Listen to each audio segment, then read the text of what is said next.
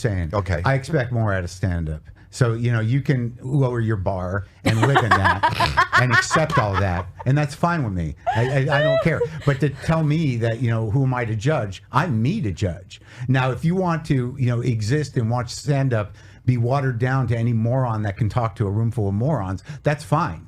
I mean, I think everybody should be able to. I mean, I think crowd work's an important tool, usually for crowd management. You should know how to do it in case shit goes down in the room. But, you know, a fairly clever teenager can do crowd work. I did it in high school. So my judgment about crowd work as a comic is I think it's very funny. I can do it if I want to do it. I can do it if I need to do it. But I do think, you know, if you keep lowering the bar and audiences are expecting you to just talk to them, that's not the comedy that I respect or that I want to do. And I think that, you know, once everything loses its meaning because of this flow you're talking about, that it becomes the mediocrity is just abound, and also things that are great just kind of go away with the flow. There's so much shit. Can I ask you your opinion? I've also been seeing, not about crowd work, but I've been seeing like Jeselnik having an issue with people like Tony Hinchcliffe, who he's saying uses profanity or just shock value comedy. What's your thoughts on that? Well, at this point, it's lazy and sloppy and hackneyed. You know, to be in a fucking club where, you know, I'm walking down the hall at the comedy club, at the Comedy Store, and, you know, in one room, someone's doing their bit about trans people, and then I get down the hall and there's someone on stage going, well, I guess I got to do my bit about trans people. Like, no, you don't. You don't. It's hack now. I mean, you know, you guys got the freedom you wanted. You can now say whatever you want. They're defeated. Their rights have been denied. The policies that you guys encouraged with your stupid material are now policy. And now, like, you know, half the people under the umbrella of anti-woke, we've lost a tremendous amount of democratic-leaning ideas and movements. So whether they knew it or not, that's what they were spearheading. So now it's reality, and you want to still keep kicking them? Go ahead. I don't know that the comedians have had that much power. Are you fucking out of your mind? No, I'm being serious. Joe Rogan. I'm not gonna. No, go ahead. Go ahead. You know, you can't separate. Like, if the movement is like, you know, we're being censored. No, you're not. You're not. There's no constitutional censorship issue with your free speech. You say things, and in a democratic shit show of an environment, you know, like Twitter or whatever, there's cultural pushback. And I'm not saying that it wasn't, it was pretty bad in terms of, you know, people getting canceled and stuff. And I agree that was an issue. But that's a specific issue. To frame it as some sort of free speech problem was a misdirect. It wasn't. It wasn't a free speech problem. It was that people were getting cultural pushback. That is not a constitutional issue. No one was being put in jail for saying anything. That's a free speech issue. But my problem is you're going to start talking about anti-woke, and that's going to be your point of view. That's going to be your ideological, you know, grounding for what you do. Okay, that's fine. But why does it have to be the same four fucking things? You know, it's like they talk about the same shit. And I don't know a better definition of hack. I mean, after a certain point, it's like, you know, what juice does the word retard really have? How much shit do you have to give trans people? You know, what is your big problem with gay people? What's your big problem with women? It's like, what is this, the fucking 80s again? And it's so, to me, the problem is that language evolves. Okay, we don't use the word chink anymore. Well, maybe some of them do. You don't use the word oriental anymore. You know, you don't use the word colored anymore. Is that, you know, in a democratic world, people learn to treat other people with respect, communities, and live with it. Look, I think you can say whatever you want. I don't care. I have no, you know, I've been filthy. I've said all the bad things on stage. I've been doing this a long time, under the radar in a lot of ways, and I have tried everything. I've done things that were inappropriate on stage. I've said things that were inappropriate on stage, and my experience with people receiving those things and talking to people, and I've evolved the way I present comedy. I think when you talk about Jeselnik, he's just saying that, isn't there a creativity workaround that could be funny without creating this juice that just comes from using words that used to be kind of triggering and are less now because the dominant cultural force is now slightly fascistic and leaning towards alienating those voices. So now that we've crossed that hump into what we are now, aren't you just kicking someone when they're down and just being a hack? because there is no real progressive pushback anymore. They've won. Right. So that side has won. They've won culture, and they've won the presidency. And now you have a lot of frightened people that believe in what was once democracy in terms of respecting all types of people. That's kind of gone. So do you continue along that track of like being the victim of some liberal conspiracy when it clearly is over? I don't know.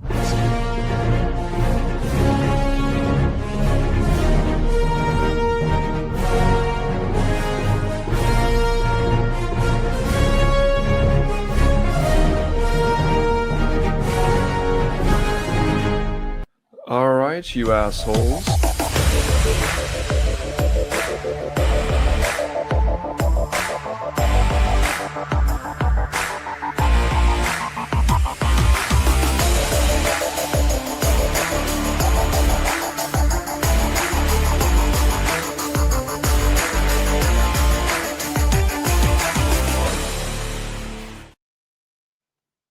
All right, you assholes. Enter the thing now, assholes. Welcome, assholes. Well, everybody, welcome a bunch of assholes. Come on. Welcome. Bob, that's you. That's your cue. There you go. I'll do it for you. Oh, dude, I'm trying to get the start of the show right here. Trying to get him to get in position. Oh, I'll be on cam in a minute. I'm actually eating, and I don't want people to be subjected to me eating, so I'm gonna be off cam for a second. Some people are into that, man. I know. Hey, how's it going, you guys? Yeah, I'm not here to kink shame. I'm not. I am. That's all I'm here to do. That's all I do every day. Whatever you're into, it's fucking disgusting, you pervert. Whatever it is. Yeah, welcome. How's everybody's week going? Okay. You know, my computer's living the dying, dream. so that's good, right? Well, it's okay because the economy is dying too. Yeah. So we'll all have plenty of money. money. The world is dying. Civilization is collapsing. You know, like, I mean, really, there's bigger problems there. Pretty soon, I'll have to film from my phone. I feel like that's the direction it's going. So. Oh, yeah. Fortunately, my computer's doing all right, but yeah, if it fails. Decent PCs are much cheaper than I expected them to be, because I just got a new one finally, because I've been needing one for a while. But like, you know, the one I got is basically, it's generally better than the one that was a custom built one about a decade ago, like a custom gaming PC that was a badass back then. Of course, now it's all obsolete. But the one I got is like just a fucking, you know, standard PC that it outperforms it. So yeah. This one that I've been using for the last probably 8 years is an old gaming PC, and it's reached the end of its life cycle. So yep. Well, hopefully you're able to get another one, because man, you need to keep up with your channel. Your channel's doing yeah, dude. Well, holy crap. Oh, yeah, no, I appreciate it. I've got I have a Chromebook that I can use in the meantime, but I need an actual PC. So we'll see. I'm trying to fundraise right now. Like last night I did a fundraiser for my computer. I was like, yeah, all donations are going to buy me a new computer, essentially, is what it is. Well, you know, so Chris Pratt, he's officially not, I don't even consider him a Chris anymore, you know?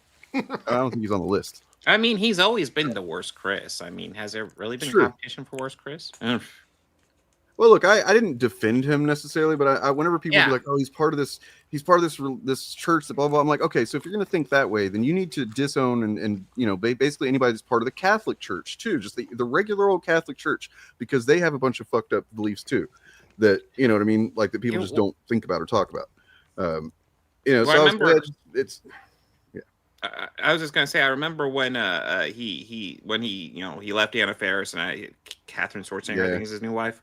I don't remember, but like when they had a kid, he had a post about how like he has this healthy newborn child. And at first I didn't think too much. Then people point out that he had a child with special abilities with Anna Faris, and they're like, using that language really kind of, you know, seems to be targeting that child and kind of crapping on them. And it's like, you know, I never thought of it that way, but like, that is kind of. I didn't either. And honestly, he came out and he apologized. That's one of the things that I don't. Okay, I didn't really see the.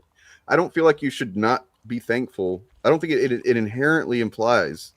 Like, basically, I think he wasn't thinking about it. It was, you know. I mean, this is me being reasonable here. I don't feel like I don't know. People got upset about that when I was like, whatever.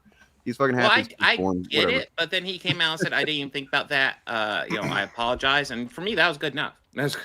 Well, But last now- night I read through his controversies, and I'm like, almost everything he did could be explained away somehow, except for the thing we're going to talk about today. Like today Right, is this one where it's there's like, no okay, explaining it. he's basically just said Trump derangement syndrome without saying it. Yeah. That's essentially what he did. Was he said, "Oh, you got TDS." So he's just some fucking random commenter, basically. And we can talk about his connection to the administration, familial connection. Mm-hmm. It's in the thumbnail for anybody that doesn't know. And that's just because he's married to a Schwarzenegger, and Schwarzenegger's married to Kennedy, and all that. So, but it's stupid. It's stupid. It's just really he basically in one breath says, "Oh, I don't, we don't even talk about politics. It's not a big deal," and then like shits on people who criticize Trump, essentially. Yeah. So I haven't gone into the full details, so I am interested. Well, let's go ahead and look at it. Oh, I should have had a source ready, but I am not prepared lately. Got a lot of stuff going on. Well, don't worry. As we go into the episode, I also have some box office numbers I want to break into, because it turns out there is a huge bomb that nobody wants to talk about. Oh yeah. Yeah. Just yes says Chris gone MAGA. I don't know if it's gone MAGA. He might have been MAGA already. That's not even really what he's doing. He's basically excusing the behavior of RFK Jr. You'll see when we talk about it here in a second, saying that like the only reason people are criticizing him is because of his association with Trump, which is extremely misleading in context. All right. So, during an appearance on Bill Maher's podcast, it's already kind of a bad look. Pratt said he doesn't see why people are so hard on his wife's. Oh, God damn it. No, I don't want to fucking ad right now, man. He doesn't see why people are so hard on his wife's. Where I lost my spot. Controversial cousin, who he said comes across as a great, funny guy at Kennedy family gatherings. That's great, Chris. I'm glad to hear that, because if you've watched the most recent John Oliver, you know that he's not a great guy. Right. I mean, if you know anything about the guy, it's pretty obvious. He's clearly somebody who, is from a family that obviously went through a lot of shit and had a lot of trauma a long time ago. He was born into a fucking, just like rich people chaos and trauma. And I, have empathy for that. But like since then, his life has gone, I mean, he was a drug addict, and I'm not judging that, but I'm saying that like, he's one of these people that they get done with drugs, presumably, and they find something else to kind of latch onto, that is also harmful, but maybe to other people instead of themselves. Right. Like Nerdrotic, for example. Yeah. Like who dealing meth and then dealing anti-woke grift. Yay. Mm-hmm. And he, anyway, let's just get here to this thing here. He is losing some fans, apparently. So, he's a vaccine skeptic. This is what this calls him. He's a vaccine denier. He's denied that vaccines, like he's more than a vaccine denier. He's like a vaccine conspiracist. Right. It's insane. Well, listen, I think it's always important to stress. I think it's fine to be skeptical of that stuff, but when you have overwhelming scientific evidence that has like debunked all these skeptic like theories and stuff like that, stop fucking pushing them. Like the fact that he in his confirmation, the fact that he said this, what Sean is pointing out here, shows that he has absolutely no historical context for how vaccines and medicine has been deployed in the U.S. and then also just by extension no sensitivity to the real fucking crimes that have been done to black people with under the guise of being medical treatment or whatever. But yeah, it's so. Well, I mean, the other thing is that he actually said on the record when he was under oath that people shouldn't take health advice from him. Right. He said that under oath. When they were asking him about his opinions on vaccines, he goes, look, I don't think people should take health advice from me. And I'm like, you are literally the person in charge of determining the health advice for the entire country. That's what you're doing. That's your position. Yep. You're just judging him because of facts. I think that's unfair. Let's see. There's a 30-minute clip of segment from John Oliver that I highly recommend.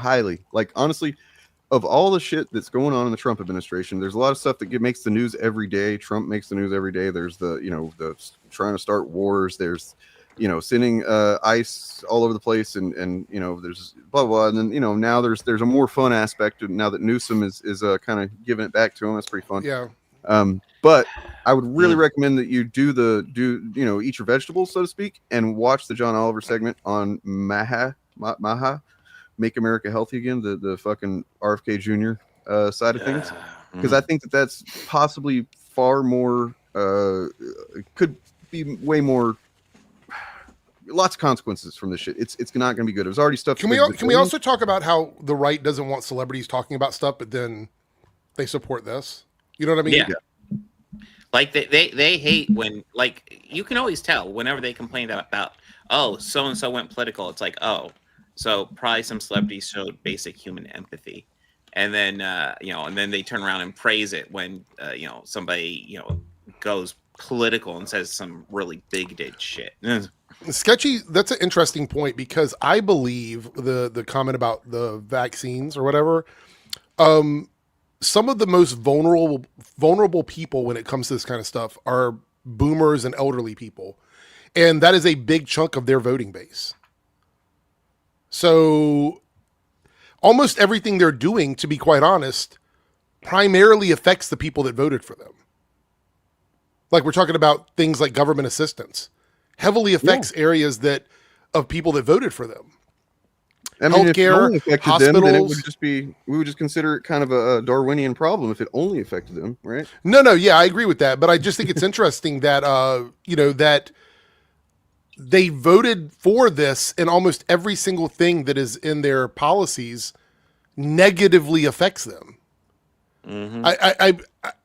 If history is to be written about this, if we make it through this situation or whatever, and they look back at this, they're going to wonder, like we do a lot of times with some of the things we've read in history, how people were stupid enough to vote against their own best interests. Like, how were they convinced to do that?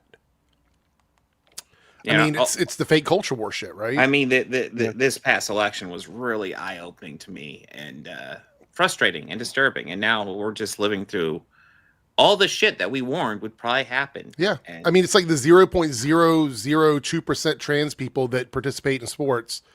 That's a major issue, apparently. Yeah, that's a big issue. Or the border situation, which was already being dealt with anyway, but apparently, we needed visuals of that happening. We needed to see people going out, like Christine Noem and stuff, making viral clips of stuff like that. It's just more of the same shit, man. Apparently, we need ICE breaking in and deporting every brown person in the country. Like, right. What is this?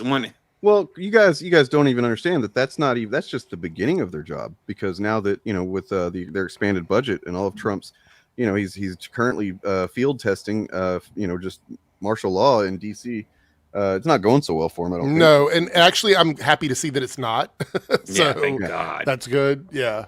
Well, because the fact is there was no overwhelming crime mission that they were going to, crime is fucking down. That is the biggest, other than scarcity of resources, that's the biggest lie that people believe all the time. Mm-hmm. That crime has just continued to rise, or it's been it's seen a spike. It saw a spike during COVID. Other than that, there's been a downward trend for 30 fucking years. They're not getting the clips they wanted out of DC. They wanted clips of people being arrested. They're not getting that. So part of the issue they're wanting people to do crime. Part of the issue of crime is that crime gets over publicized because it's clickbaitable. It's like, oh, look at this big event. So crime gets over talked about in the news and stuff like that. So people think crime's a big deal when crime has statistically been going down over the years consistently. Yeah. Yeah. So I found this short. Check this out. Top advisor to RFK. So Calley Means is the one of the top advisors to RFK Jr.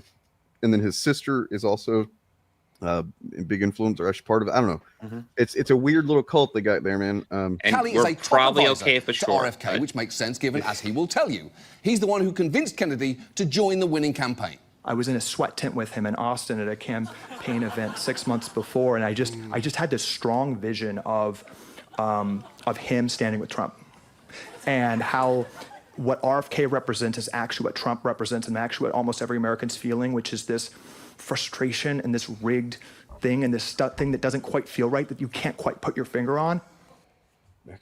Okay, so since we want to avoid copyright, hopefully I do want to comment on that, because yeah, there's a lot of that's the seed, the kernel of reality and truth that they've managed to, that I think a lot of Trump supporters or whatever have fallen for, which is there is something going on where it feels fucked up that, you know, health insurance is that we even have to pay for it at all.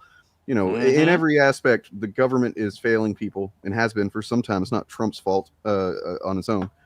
But then they take that and they go, okay, we're going to fix that. We're the solution. And yet, if you watch this thing and see the kind of shit that RFK is focused on, it's so fucking absurd. Like they're considering wins as things like, you know, getting ice cream taken out of schools or something. You know, it's like that's far from the fucking biggest health issues. And we're having Wasn't this the facts over feeling crowd?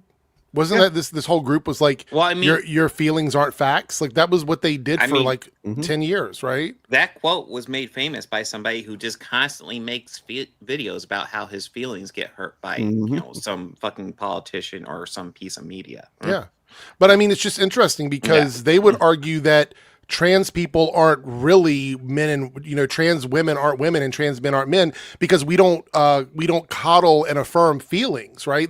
We don't do that. That's not what their party does. And literally everything they've been doing in the last couple of years has been feelings over facts. Now it's all about the vibe shift for them.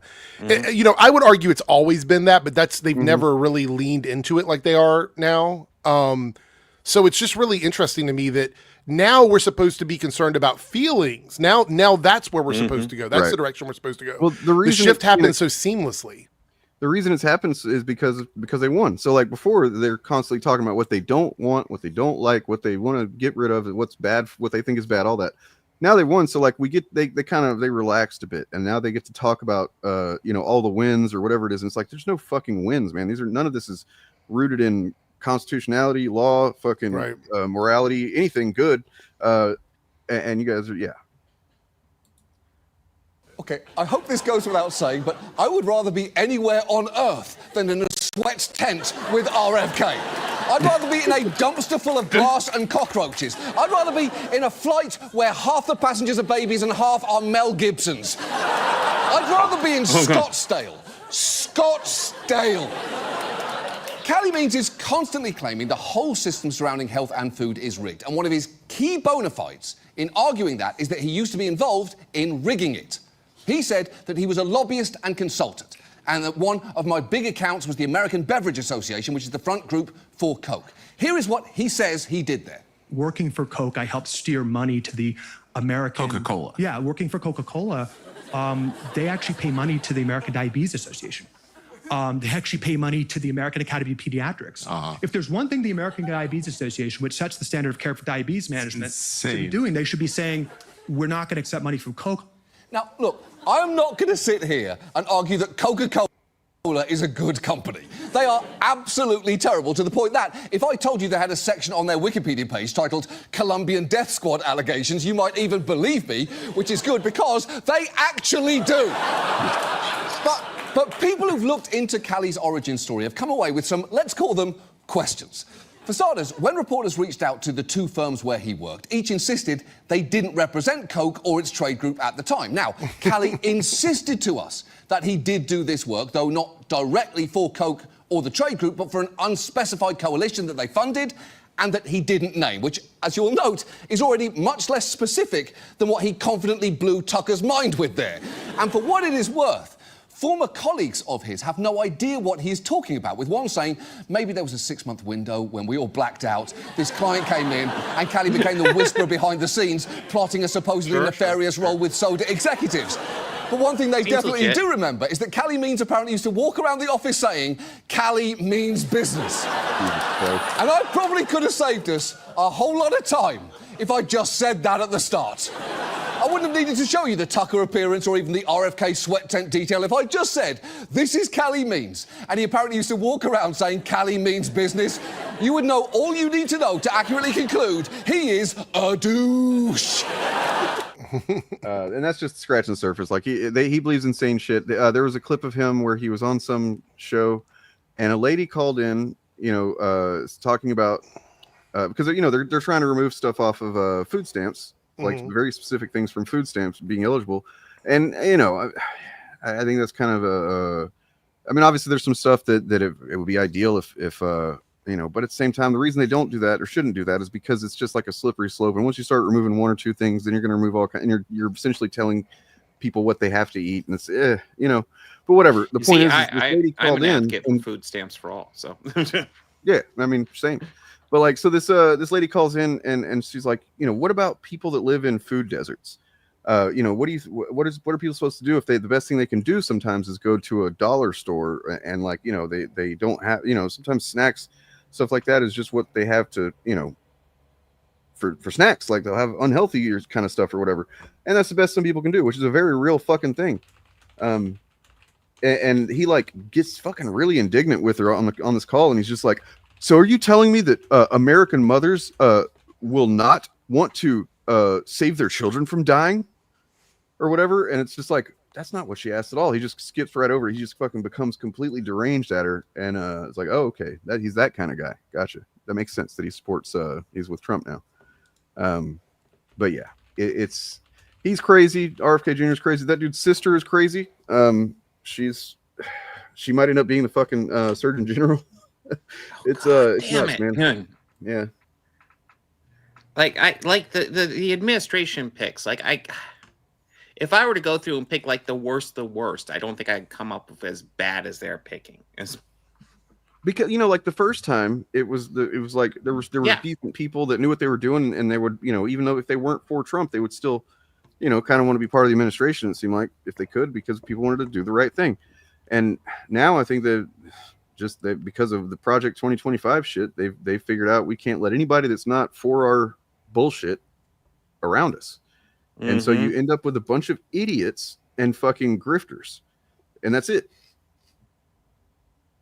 Yeah. Linda McMahon, for fuck's sake. I was just looking up, Yeah.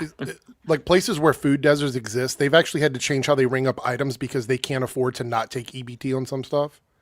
Because you got to think those businesses. This is the consequences of that. A lot of those businesses, upwards of 60% of their customers are people who are on government assistance. So they can't afford to stay in business if they restrict so many items from the things that the cards can pay for, because then it would require them to remove things from stores and close stores for other people, because the government is basically subsidizing these businesses through government assistance. Anyway. Hey, Jerry. Hello. How's it going? It is going well. I'm hanging in there. Hell of a day. Hope you guys are all doing well. Yeah. Doing all right. Well, I mean, for now, we were just talking about how the national, health department that's responsible for so much stuff. And really, you don't realize how much stuff something like that is responsible for until you get these kind of people running it. And then you're like, oh no, they're doing what now?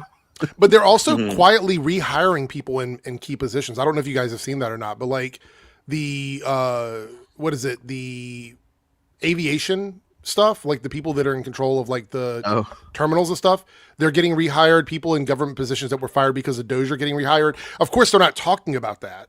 They're not. It's not a talking point.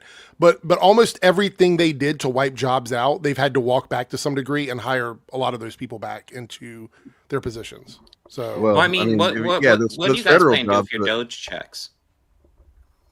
Oh, I thought that I would buy. We all got one, right? We all got. Yeah. No, I think mine is withheld because I still haven't gotten my Soros check either. So I think I must not be in the system. It's almost like these rich guys are just scamming people and taking government money. Like, no. Yeah. No. I thought maybe as one of the foot soldiers in the transgender Antifa agenda that I would be well financed, but apparently, yeah. I mean, the content you make, I would assume that you were like really high level pay. Oh, well, thanks. Had a new video. Ryan, we're talking about America stuff, Ryan. How's it look from over there, man? We looking all right? It's like your house isn't on fire, but also you can't pay your mortgage. I don't know what that is. It's like I think that's where you just kind of let the problem solve itself, right? Yeah. And figure out. You know the expression between a rock and a hard place? It's just like between a rock and another rock. Yeah. RXNV, the problem is that there are places in this country where there's no other option. There's a lot of documentaries you can look up here on YouTube for free, where places like Dollar General and Dollar Tree and stuff are the only grocery stores people have. There are places in cities, in urban areas, i.e., where a lot of people of color live. That there's just like all they have is like bodegas and fucking little corner stores and shit. And so the correct government response would be doing a study to figure out how to fix the food deserts. Correct? Like that would be the correct thing to do. But their concept of doing the right thing is just removing the ability for people to get assistance in these spaces. So they're not actually fixing a problem. They're not correcting a problem. It's not about health. They're creating new problems. I mean, the key is farm subsidies, because it was the Nixon administration that changed farm subsidies. It used to be farms would get subsidies based on what they produced and what the country needed. Right. It was much more complex. Nixon changed it so it was just based on, if you produce more, you get more subsidies. So farms started dedicating themselves to corn. So now we have all these corn byproducts, and it's fucking ridiculous. We could just be growing fucking sugar. We have high fructose corn syrup. And I will never argue against wanting people to be healthier. I think that's an absolutely great thing for people to want. But it's kind of subjective to a degree when you're talking about like the idea of living in a free country and then also forcing people to eat certain foods. Like I think that's an argument we could be having. But I think the bigger thing is we need to look at why food deserts exist and why this country itself doesn't. There's a lot of other countries around the world that do better jobs of keeping their communities healthy. But we've never. I want to be clear. Like even when we had people in office that I supported, there was never a big push to actually make the country healthier, and we're still not in that situation right now. Yes. Although saying that, there was a medium push when Obama was in charge. When Michelle Obama was pushing for vegetables. She got criticized for that. She got criticized for that. Not just criticized, though. I mean, they went after her. They set the dogs on it. But it's not just about that, though. I mean, the only way to do it, RFK is such an idiot because he doesn't know what he's talking about. Literally has brainworms. Well, yeah. I mean, there's a clip of him on Rogan where he blames the Spanish flu on, it wasn't the flu, it was actually the vaccine. And the vaccine he's talking about wasn't invented for another 10 years. He's just talking absolute shit. And people don't have a check on it. But we've got a weird situation in this country where we're not as free as America, and so the government does step in. Because we've got not quite as bad, but a similar problem with an overweight population. So they brought in a sugar tax on sugary drinks. And there was a big push so if you buy Diet Coke, it's cheaper than regular Coke. And I know people will say, oh, well, Diet Coke's not healthy either. But if the option is... but it's healthier. It's better than drinking the sugary stuff. Yeah, I was just going to say that the issue is. I was just going to say the issue is with a tax like that, you're treating the symptom and not the problem. Absolutely, yeah, and that's why I don't think it's really worked, because paying like a few extra pennies for sugary drinks. But I would say you can't. Oh, sorry, I thought you were done. Go ahead. I was just going to say also our culture is slightly different in that for the last 20 years, maybe. McDonald's, Burger King, all the fast food chains scrapped supersize. Large is the largest size you can have, and I think our large size is still smaller than your large size. It may even be smaller than your small size. So, Well, we don't have supersize anymore either. They took that away, at least in my area years ago. Mm-hmm. Yeah. They did that. I think that Super Size Me documentary kind of killed Supersize. Yeah, it really did. Yeah. Even though they go bullshit. Yeah. Yeah, ironically. But I was going to say that, like, looking at some of the comments and stuff or whatever, we can't be like, fuck yeah, freedom, but then government overreach. Like, you can't, like, and I'm talking specifically about the people that do support this administration. They are doing overreach in ways that Biden and Obama would have never dared to do. Like, it's just, it's levels of overreach in everyday life. I remember when Biden was in office, the best part about it is I didn't hear his name every day. You know what I mean? Like, I would go months on end where the government was running and doing what it's supposed to do, and I didn't have to know about it.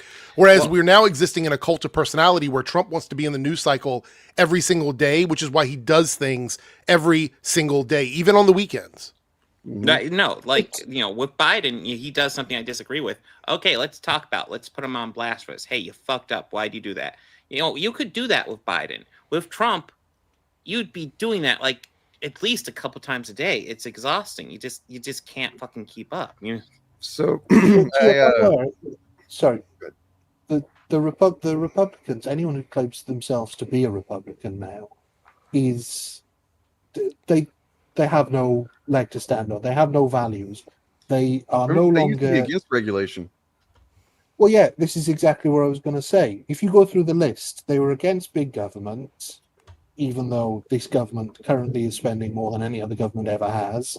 They were against, they were for states' rights and against federal interference. That's gone out the window with the recent National Guard things, and Trump saying that he's going to get rid of mail-in voting, which he legally can't do. So we'll see how that goes. Every single thing they used to be against, they are fully supporting now.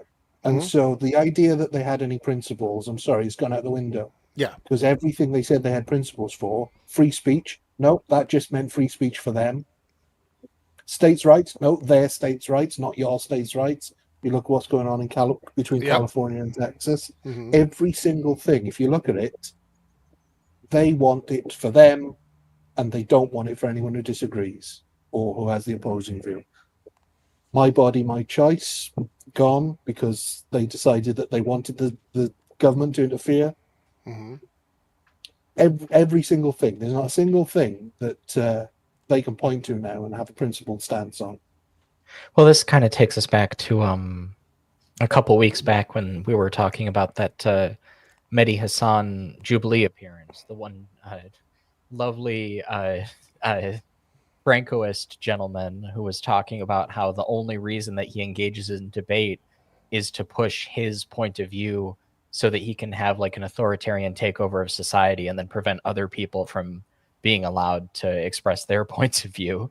That he very much just came out and said what what the political right in America has kind of been steering towards for quite some time. I did want to address something that one remark in the chat about that you guys were talking about, like food deserts and stuff like that. I also want to say, even in places where that's not true, it's kind of I think a conceptual failure of more common kind of American bootstrap-esque principle of voting with your dollar and making personal choices out of personal responsibility. Because even if you're buying, the healthy meats, your chicken and your fish, and even if you're, buying your fruits and vegetables and you're eating as healthy as you believe it's possible for you to do, you still, if you got regulations, you still don't have a lot of control over how good that stuff is for you. True. In ways that you might not even know about until 20 years from now. So, and that's absolutely happening right now with the stuff that they're. I mean, I pulled up. I got some bad news. First of all, so MAHA is going to be around a long time. This is a report from Politico from just a couple days ago. That basically the agenda of RFK Jr. and Make America Healthy Again stuff. These ideas are spreading across the U.S. into state legislatures. Right. And they're becoming proposals and eventually laws. And the thing is that it's bipartisan. So they have tapped into something that reasonably it's understandable. For, we got a bunch of people. Nobody understands in this country how to eat healthy or what healthy food is. There's a bunch of mixed messages about all that, plus all the advertising and the fucking corporate crap being shoved down our throats, literally. But like, so there's that's RFK was a lot of his supporters were fucking liberals. You know what I mean? People that anti-vax liberals and shit like that. But yoga moms and whatnot. And like, well, ironically, this sort of method that they're choosing for MAHA is like a spoonful of sugar. Helps the medicine go down, except in this case, it's not medicine, it's poison.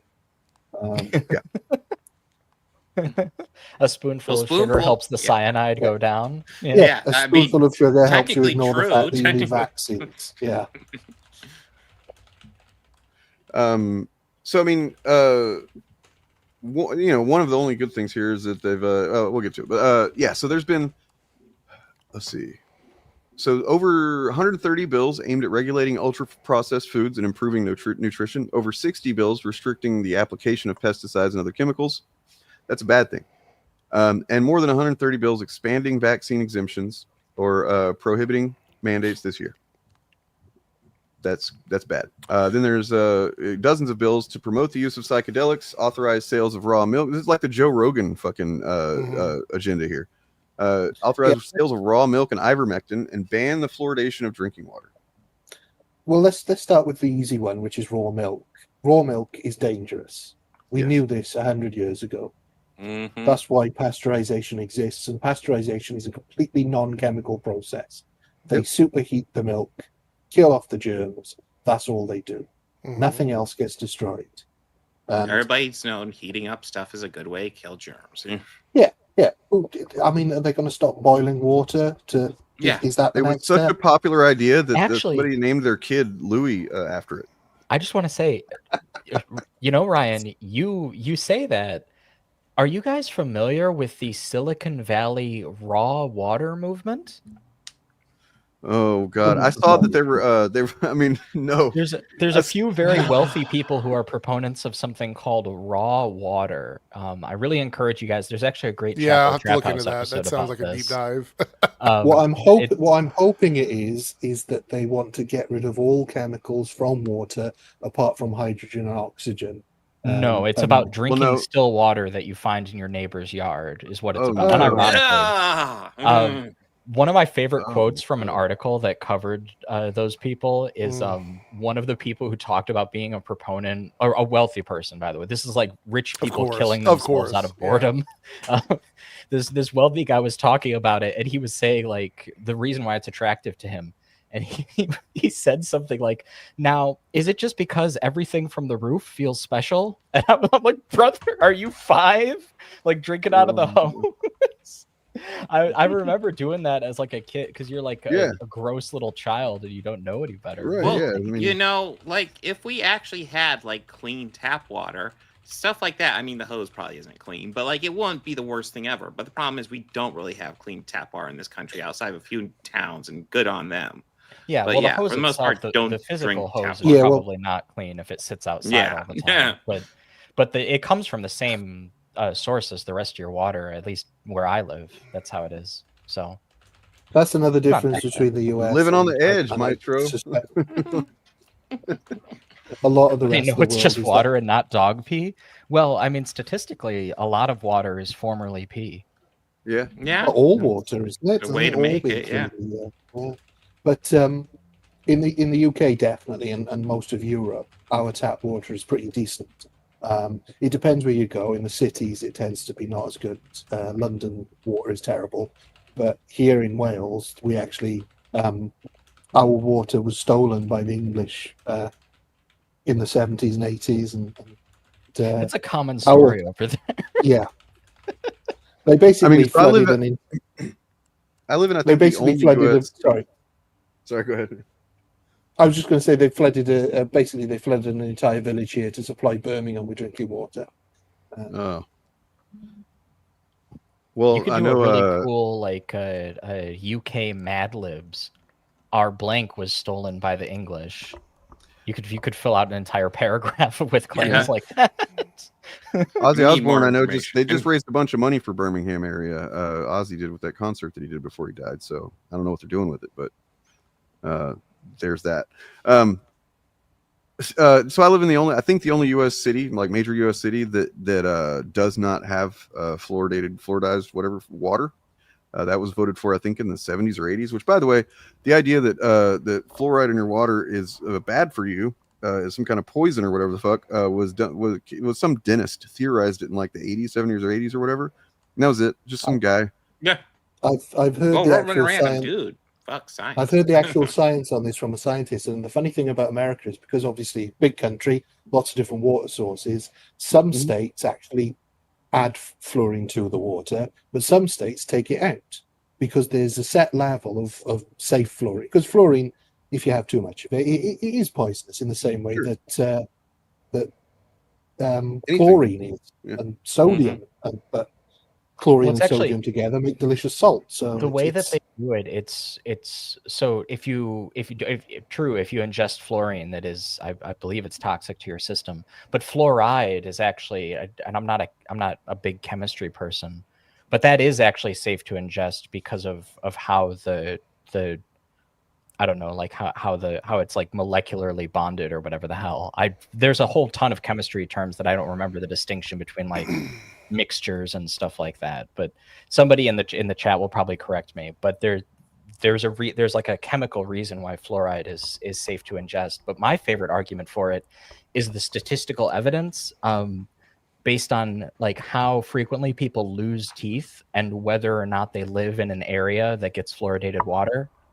I just think that that's very interesting, that you're less likely to have your teeth falling out all the time if you get it. Yeah, pretty much. I mean, but the thing about the sort of chemical response is that, like I said, certain states will take fluorine out of their water because there's too much naturally occurring, and some states will add it. And some states, and it's possible your state is a case where the fluorine level's perfectly safe, Dane, and so they don't need to do anything. And it's quite a wide range anyway. But the idea that it's bad for you is ridiculous because it's naturally occurring in some water supplies. So what are they going to say to those areas where there's too much in and the water companies take it out? Yeah. Are they going to tell them to stop taking it out and start actually poisoning people? I mean, I hear all this thing about like them talking about nature and stuff, right? All the time, like it's not natural. We want to get back to natural or whatever. While they're using cell phones, walking around with hip replacements, fucking wearing clothes. Look at any of the talking head women of the Republican side. Any of these, right? The ones, the Mar-a-Lago plastic surgery victims, like all those people. Listen, I want an all natural environment, which is why earlier today I got mauled by a bear. Right, yeah. I mean, we should all be riding on horses, naked. You should have chosen the man, Bob. Yeah, riding horses isn't natural, though. We bred them. We bred. That's true. Dogs. It's true. We bred all the food. We should be walking and running only with no shoes. Like this idea of everything should be natural. If it's not occurring in nature, there's something wrong with it. I think that's just ridiculous. They literally exist in a world where there's a lot of unnatural stuff. I mean, it's dumb. Virtually all of our food that we grow and eat is not natural. It's been purposely genetically modified. And if you look at what fruits and vegetables used to look like before we started doing this, it's hilarious. You look at a corn cob or a watermelon. Watermelon was mostly seed. Yeah. And bananas wouldn't even exist. Like bananas would have been wiped out like decades ago. Yeah, well, the current bananas that we all eat, there's one variety, and that replaced the previous variety, which died out because of a naturally occurring parasite, I think. Right. They're worried that's going to happen. Oh, sorry, Chariot. I was just going to say, isn't that why banana flavored candies taste different? Because they're based on apparently, although I think that might just be made up because there's no way to prove it. Because we can't taste what the old banana looked like now. I think that remember might what be they took from you for real. I think that might be a little bit of bullshit because if you think about it, think about other sort of foods like that, like anything strawberry flavored or raspberry flavored. They haven't been changed, and they don't Right. taste that much. Like, so I don't know. It's a fun story. I hope it's true, but yeah, the banana candied flavoring is based on the old recipe of bananas or whatever. apparently Yeah, so. Although the old variety was more banana-y. Yeah. Well, some yeah, so- candy flavors are completely synthetic, and some I think are supposedly based on like fruit extracts or whatever. But yeah, you're right. You're right. I mean, will that explain why banana flavored stuff, depending on the brand, all tastes a little different? I do need to push back against this, because not everything that they're doing is bad. You know, they're throwing a lot of shit at the wall, a bunch of crazy shit, and it's basically all controversial stuff that there's been, you know, lower level support for a long time, but now that they're in power, they're going to do it. You know, so for one thing, a lot of the stuff that they're doing, as far as for example, in Texas, the biggest legislation so far has been to, like, basically they're going to have big cigarette pack like labels on stuff that has food dyes or something in it, which is fucking stupid. Food dyes are really not the biggest problem. Well, this is. But then one positive thing is that the psychedelics thing, which there is, you know, there does need to be more research with that, as far as like fucking psilocybin for mushrooms for like depression and stuff like that. This is stuff there's been smaller studies done on, but because they've been illegal, you can't do federal studies that show a lot of improvement with this type of stuff for medication. So that's a good thing, you know. But see, I wonder if that's not like a Trojan horse. Might be, because it sort of reminds me, like, there was this was like forever ago, so I'm probably gonna misremember it, but you guys might remember hearing about this. There were like some like White House like folks, like just people who worked there, just like staff, you know, not like people in positions of real power, but they were working in DC, and they just like had various jobs, and they all kind of got like the same like survey about like past drug use and stuff like that, and they were encouraged to be honest. And I think it was under the Biden administration, so the idea was that like this would be kind of a progressive look, and then they all got fired if they reported that they had like smoked weed and stuff like that. That's crazy. That was how I remember it being talked about by the people who were experiencing it. I don't remember it getting like a ton of coverage, but you know, a lot of that stuff feels kind of two-faced from the government, at least in my opinion. This thing is another one, which is just like, it's this weird balance that you've got where you try and balance freedoms with responsibilities in weird ways, because a lot of the food dyes that you use in your foods, we've banned over here and in the rest of Europe. And there's some stuff that you've banned that we haven't. But rather than put a warning on the pack saying too much of this food dye will kill you or might give you cancer, we just banned it. So I don't know why there's such a resistance to do that in the States when there are plenty of food additives that you have banned. Like, I know that people always go, I don't know if this is true, but you have like things on your food packaging which tell you like this may contain a certain amount of fly or beetle parts. I think it's probably because so many of the companies, like if you look at cigarettes as an example and alcohol, they contribute far too much money to like the rich people. The rich people don't want it banned, but if they put a label on it, they can still sell it, but not ban it. I think that's really what it comes down to. In that John Oliver segment, one of the things that he shows is a clip of that, you know, Calley Means business guy and his sister, the weird partnership they have there. But like and by the way, his wife looks a lot like his sister, so that's the whole thing. But so they're We're not going to dive deeper. That's actually white excellence. So so he shows he has like a box of Fruit Loops from Canada and one from the US, and he opens them. The Canadian box, the bag is just like, the Fruit Loops are a lot less fruity colored. And yeah, so I mean, there's some stuff that's like, okay, I'm not saying everything they're doing is bad. A lot of it is, but then some stuff is like, okay, that's fine. But like the prioritization of that, and then the throwing the weight of responsibility at the foot of the individual, especially poor individuals, instead of looking at the systemic issues, is fucked up and wrong, and we need to move past that as a fucking society if we're going to survive. I mean, But it's again, like most everything else in the Trump administration, and all the right wing spear. Almost all of it has. There's like a hint of truth. There's like a little truthful element, but what they do is they blow it out proportion. Right. They take the wrong conclusions and just go with it. They don't listen to the actual like explanation as to why something might be some way. It just hint of truth, and then just draw some insane conspiracy theory and just go with that no matter what anything else says. I mean, yeah, for example, there's like, let's say the whole Epstein thing, right? There's like, okay, that seemed kind of crazy, but like, I mean, the guy was clearly up to some bad stuff, but it turns out our president is a pedophile. Which we knew going in, by the way. Yeah, which we knew known this for a while. 2016, we knew that. I just this is not shocking. But Bill Barr says that he's not implicated in anything, right? Bill Barr says that. Which is why they've released the Epstein files, and we've seen. No, by the way, they just updated it today that another federal judge blocked the release of the transcripts again. This is like the third or fourth time it's happened. So, but those are just the transcripts from the grand jury, which don't tell us anything we didn't know already. Exactly. That's just so. This is all just like you were saying about the Bill Barr thing. I read somewhere based on that story that actually that's just taking quotes out of context. What Bill Barr actually said was something along the lines of he didn't personally know of anything. Right. Not that there was nothing, which is what the quotes seem to hint Mm-hmm. towards, but that he personally couldn't say for definite.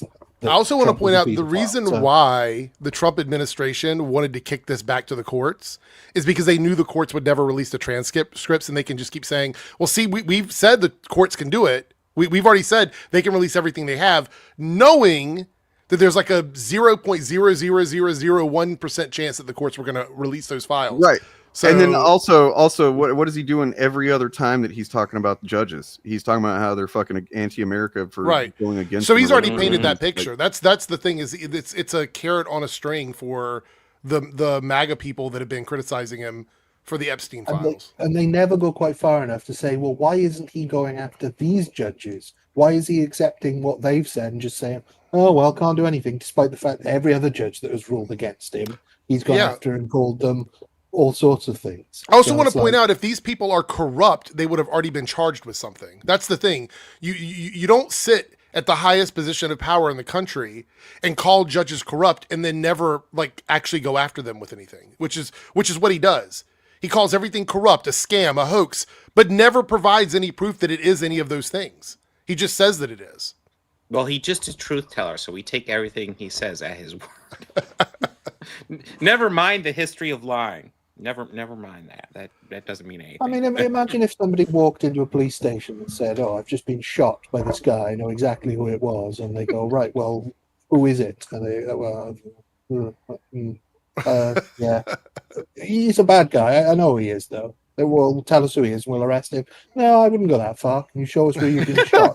No, you don't need to see where I've been shot. You just need to know that I have been shot, and this guy definitely did it, and I know who it is, and we'll just leave it at that. You're not going to file any charges? No, he's guilty. He just did it. So, okay. Great.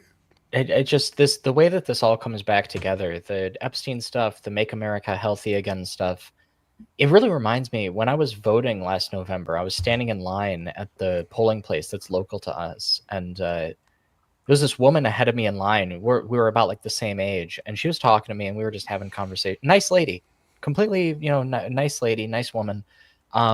She was Latina. She was a military veteran. She'd been in the U.S. Armed Forces. I don't recall if she said what branch. I think just the Army. I don't know if it was both her parents, her father at least, had been here. I don't know what it was, like a visa overstay or whatever. But he had come here illegally or whatever. So he was an undocumented immigrant for a certain portion of his life, and he had recently gotten citizenship. And she was talking like she was going to vote for Trump when we were in line together. And this was just a very, I keep thinking about her and hoping that that things are all right for her family. Yeah. Because they're the exact type of family things would not be all right for.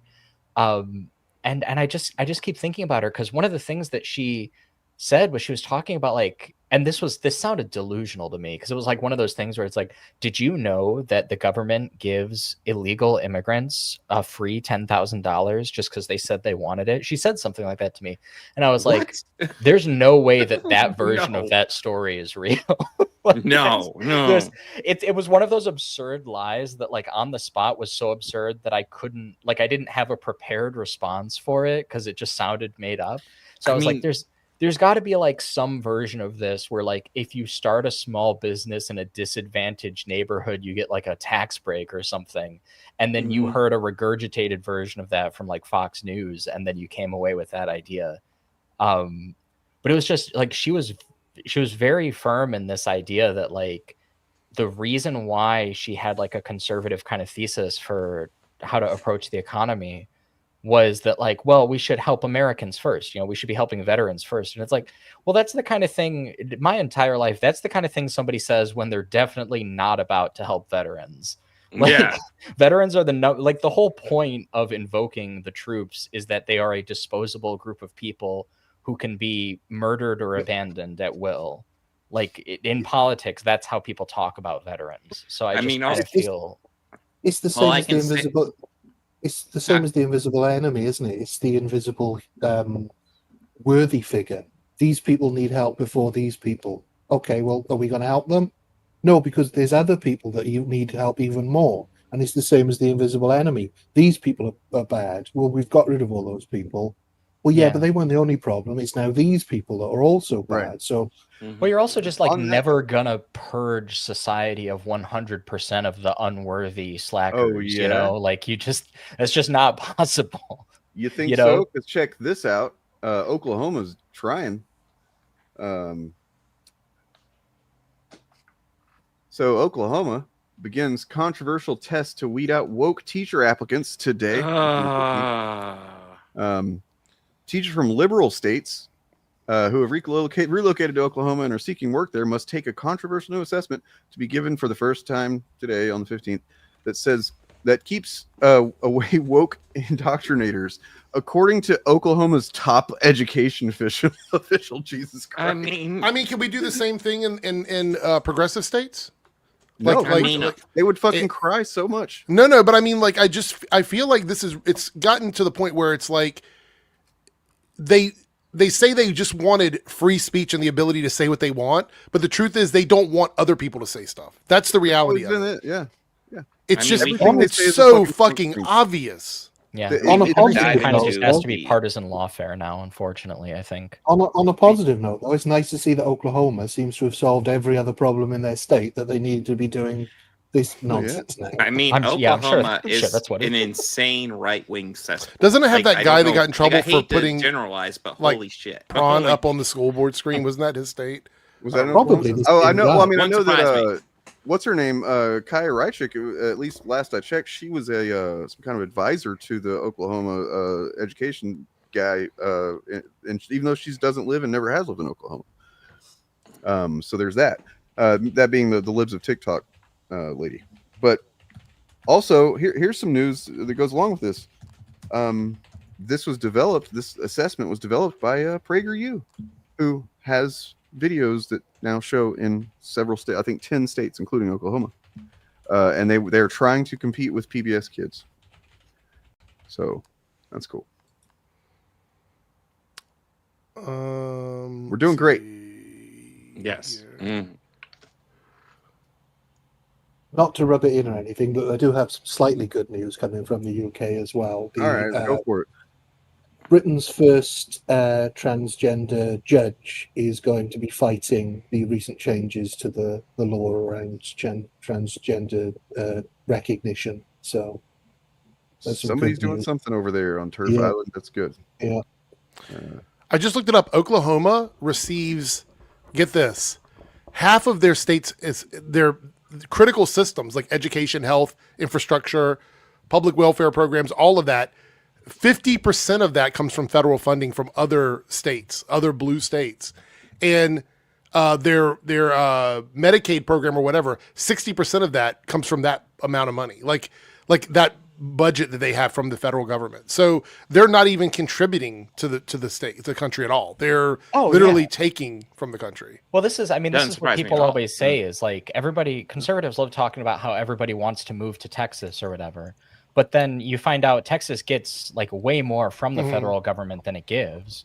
So and yet California, it's the opposite, you know. In 2024, Oklahoma contributed a whopping 0.77% to the federal tax nationwide. 0.77%. Wow. Our conservatives believe in fairness, by the way. Just tax them like you tax California. See how quickly the state dries up. That would be great. I mean, I was just pulling up the representation of Oklahoma. It's Not probably roughly like, you know, for every Democrat that has a seat, we get like 9 Republicans, roughly. Yeah, somebody did put, you know, even though normally I don't like being like, I'm here for this, do the thing, monkey dance, monkey. We didn't actually get to what Chris Pratt said, so I should cover that. Yeah, we danced around it and got to other stuff, but yeah. So I mean, we got to the problem with Chris Pratt's what he said in the first place. So now with all of that front loaded context, here's what he said. Wait, what did he say? Well, I mean, the fucking quotes are all in a weird order. I actually had a tweet with it all kind of like put together. Let me see if I can find it. Are you looking for just the main thing that he said? I can read it. Hold on. Yeah. Fun fact. Okay. Chris Pratt is the worst Pratt. Christopher Plummer will forever be the best Chris. All right. So let me read what Chris said here. I've got it right in front of me here. Scrolling down. I thought I had it in front of me. I know I have it here. Hold on 1 second. Sorry. Man, it's like it's trying to run away from us. It is 100%. All right. He goes, this is what he said about RFK Jr. This is all the juicy stuff kind of put together. I think he's great. He's funny. He's wonderful. I love him. When you jump on the bandwagon with the most divisive president ever, it makes sense that you're going to be made to look terrible for doing nothing wrong. That's the quote. Oh, for doing nothing wrong. Yeah. So just to be clear, like the anti-vaccine movement has the blood of numberless children on its hands, like in just an insane, incalculable amount of human suffering. You know, like to the point where if you start looking into the effects that this movement has had on the world, you start finding out like people who have been lied to, and they're like they lost a child who will never age past 4 as a result. There's a great Milo Rossi video actually about this recently, responding to a TikTok guy who spread a bunch of anti-vax misinfo, and he goes into like a really famous case where like a bunch of anti-vax misinfo got pushed on some parents, and a ton of children died, and it was like super duper tragic and crazy. And this is not only is this a thing that has happened, but it will continue to happen, and it'll happen more and more the more that people like RFK get their way. So to say that he's doing nothing wrong, like you have to be pro murdering children to think that. Like that's crazy. Well, I've also, when I talked about this last night, I brought up the fact that this is sort of like brushing everything under the carpet. He's a part of the administration. Like your personal connection with him, whether you find him great, funny, wonderful, or whatever, that means jack shit to me and anybody else that's affected by the stuff he's doing. He's not on the bandwagon for Trump. He's in the administration. Right. You know what I mean? It's not just a divisive president. He is literally in a position to control what people do in this country based on what? What is his background on this? The fact that he ran for president in a failed campaign and then got picked up by Trump? I mean... And nothing has changed between what he was saying before he hooked up with Trump and now. Right. The reason he's disliked is not because he buddied up to Trump. It was all the stuff he was saying and doing. Yeah. But I also want to point out it's the dog that he barbecued and ate. Yeah. I mean, look, he is in a position of power as a non-elected person that ran for president. That's where we're at. Like he took another person that was running against him and appointed him somewhere. He's a non-elected representative that was trying to run for president and acting what his presidential campaign was in an office that is not his. That's essentially what we're seeing here. We have a non-elected candidate for president being allowed to run his campaign. in office. So for Chris Pratt to act like he's never done anything wrong, he's just some nice old man that comes to the parties and laughs and we love him, that is ridiculous. It's ridiculous. I actually want to see if I can find that anti-vax clip, because I think this is really important for people to see. It might take me like a minute here. So you said numberless. I have the Bill numberless Maher children. thing. I don't know if I don't think Club Random copyrights us. I just want to point out that the Chariot said numberless children, which is accurate. We can't count. It's impossible to know. But there is a number from Samoa in people who died directly due to RFK Jr. spreading vaccine misinformation. And that's 83. Yeah. 83 people, 83 Samoans died directly because of him pushing. We're going to see more people die in this country because of this. Like everything that he's doing with our healthcare system, we are going to see more people die. Like that was before he was in power. That was before he was part of the administration. Yeah. I mean, I'm just saying like this is not me hoping that it happens. I'm saying I literally know based on what he's doing because of the cost of living and the rising prices for medication. We've already seen videos where people can't afford their diabetic medication. They can't afford other medications, whatever it might be, because it's on a list of stuff that's getting outpriced because of these fucking tariffs. We know for a fact that people will die because of stuff this administration does to healthcare. That is a fact. It's going to happen. We're going to have to see what those numbers look like, but we know it's going to happen. The sad fact is that these sorts of things don't happen immediately. So it's going to be a couple of years, maybe into somebody else's presidential term before we find out. And it can be waved away as, well, statistics, because that's the trouble. Do you think, I know this is really jumping to the end of the line here on this, but do you think that after all of this stuff happens and maybe they get completely smashed in all the elections or the ones that matter, right? And they're on their way out with this and they think they've rigged the whole system for years and years and years. And to some degree with the Supreme Court, they kind of have a little bit. But do you think that he is going to pardon everyone that he knows has violated and broken federal law so that they cannot be like taken to court over it? Do you think he's going to do that for his most loyal subjects? 100%. I think he would have done it anyway. But now that because Biden did those preemptive pardons, I think there's going to be a lot. Like RFK Jr. will probably get a federal pardon from Trump on their way out, and he will never get held accountable for anything that he does. That's essentially where we're at. Probably. Yeah, pretty much anybody that could. Not that I think the Democrats would necessarily go and pursue prosecutions unless it gets really bad. But if they were going to, then yeah, I think. I wonder if states could do it. If it's a state thing, maybe, but federally, definitely not. Like that's what I think. I honestly think that a lot of the people like Pam Bondi and Pete Hegseth and all these people, if they find out they're on their way out and they've been loyal to Trump to the end, he's going to pardon them all federally.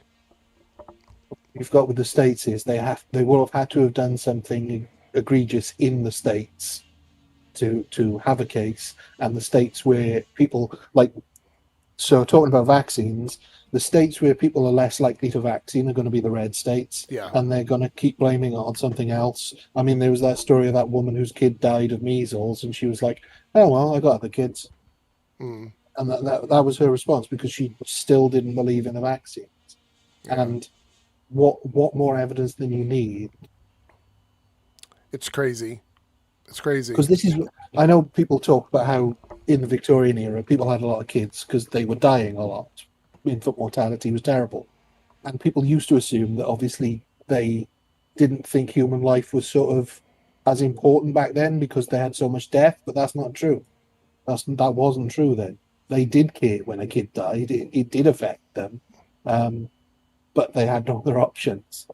And I think now we're seeing that people don't care if they lose a child. I want to add on, there's actually more here. You want me to read some more about this stuff that Chris Pratt said?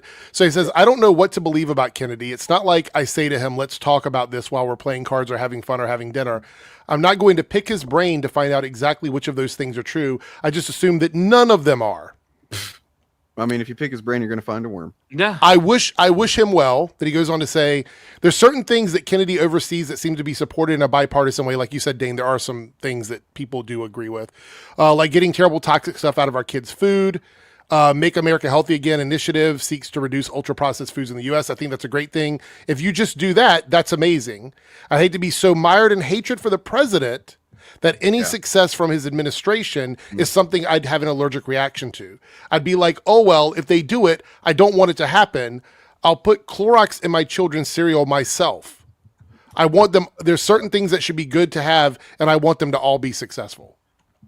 But like Dane said, they're not getting rid of this stuff. They're just putting warnings on the pack. Yeah. There's nothing. So that's pretty bad. That was more of the context. I actually went through and was reading the article while we were sitting here. I'm like, that's bad. I think ultimately, I mean, I think I have the clip right here.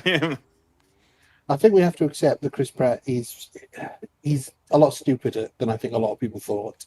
Yeah. And I just he's too much of a blank slate to have an opinion. I don't know if I can sit through a clip of him saying all that. It's just going to make me angry. Actually, Bill Maher's on the I screen. did link. It's Bill Maher too, yeah.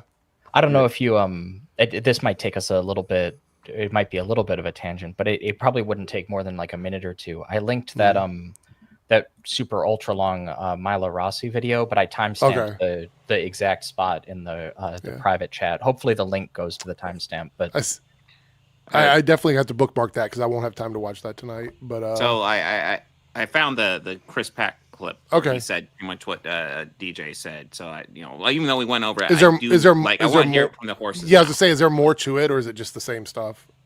I mean, we can dive a bit deeper into it because I had a whole interview. But yeah, let me go ahead and turn off my camera. Oh man, I hope there's certain things that he.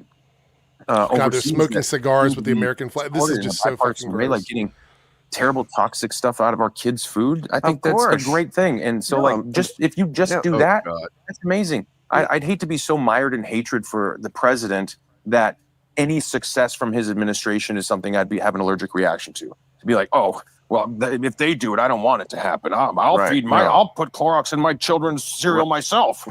That's such a straw man. Yeah. Also, the exact attitude they had.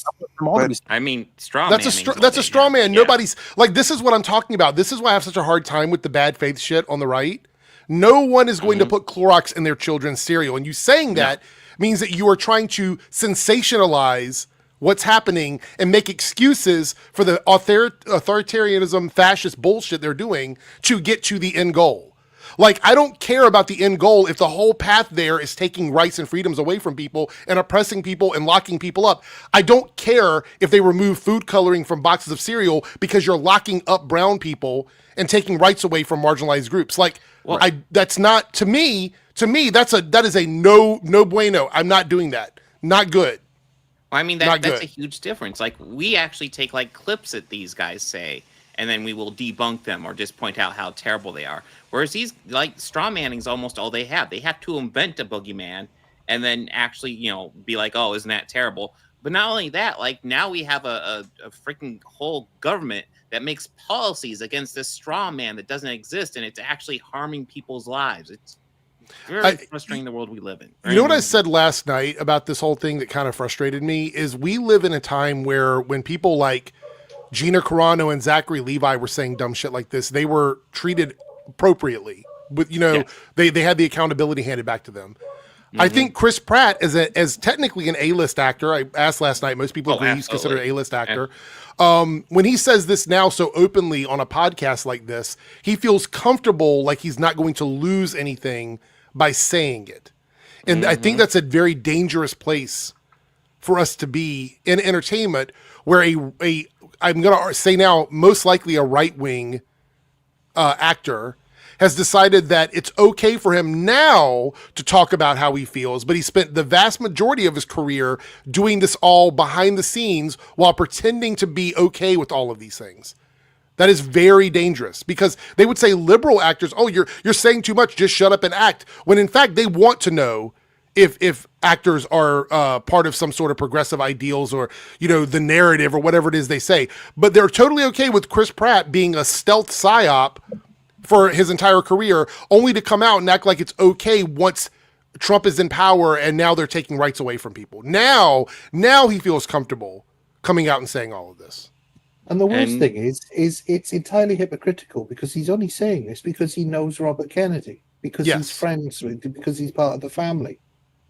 And so he's saying, oh, don't paint him in a negative light just because of some of the things the administration is doing you don't like, when he's pasting him in entirely a positive light because of his personal connection. Yeah. Why not, if you're going to be unbiased, give the good and the bad shit. Like, don't just glaze it.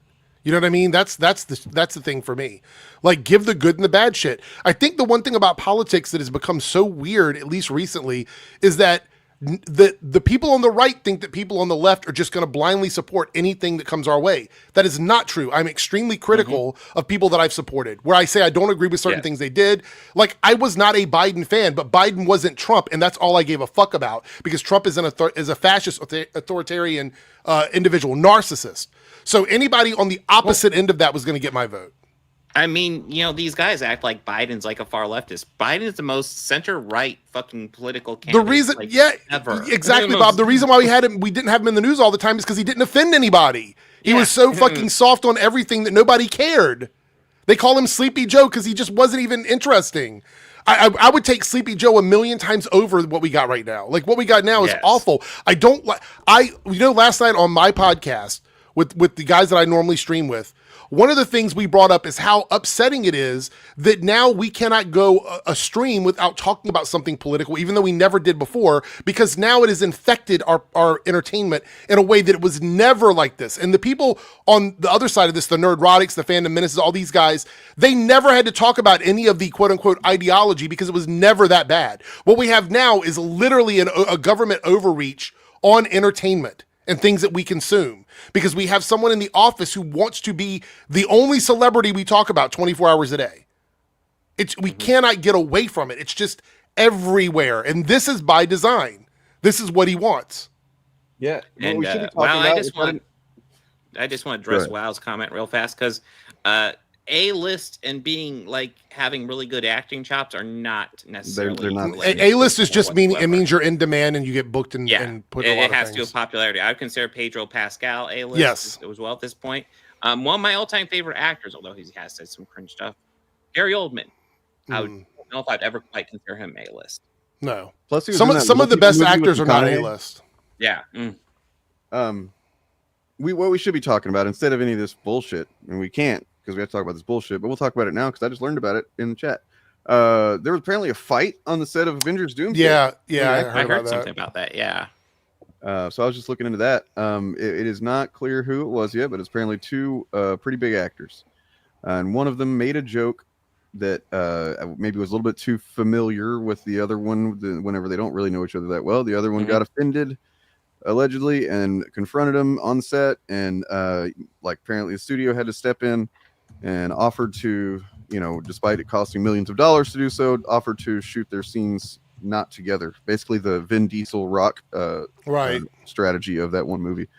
Well, I don't know if Dave Bautista has been confirmed for Avengers Doomsday, but I could see him and Pratt at this point getting into. I don't think Star-Lord is going to be. They are familiar with each other, so that wouldn't apply. This says they were apparently not very. They don't know each other that well. These two actors. So Pedro and Chris Pratt is a possibility, but I mean, that's what pops up into my mind. I have no idea. Yeah, no.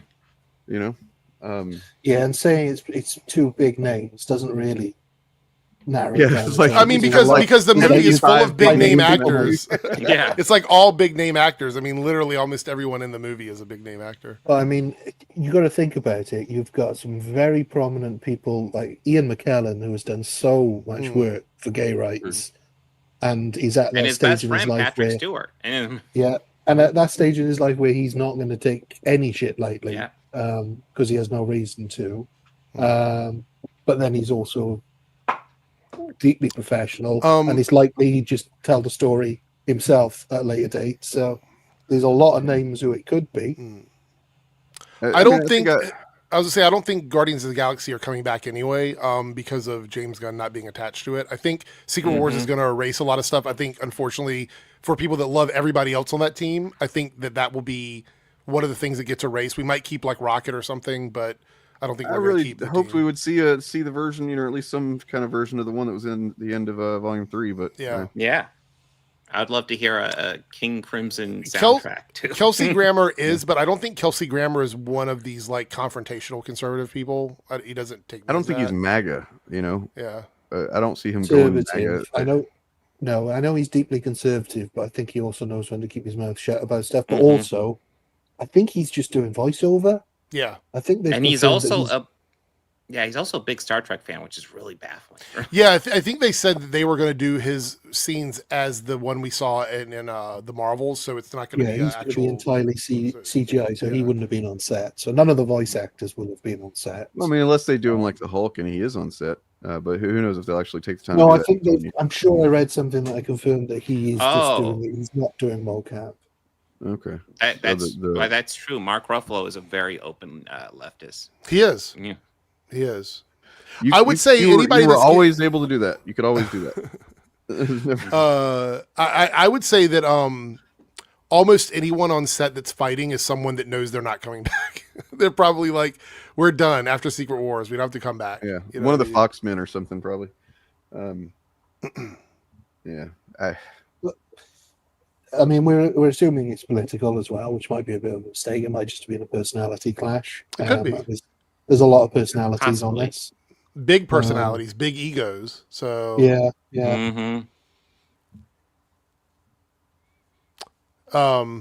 Yeah, it's just definitely disappointing. some grifting going on based on that. I'm already seeing.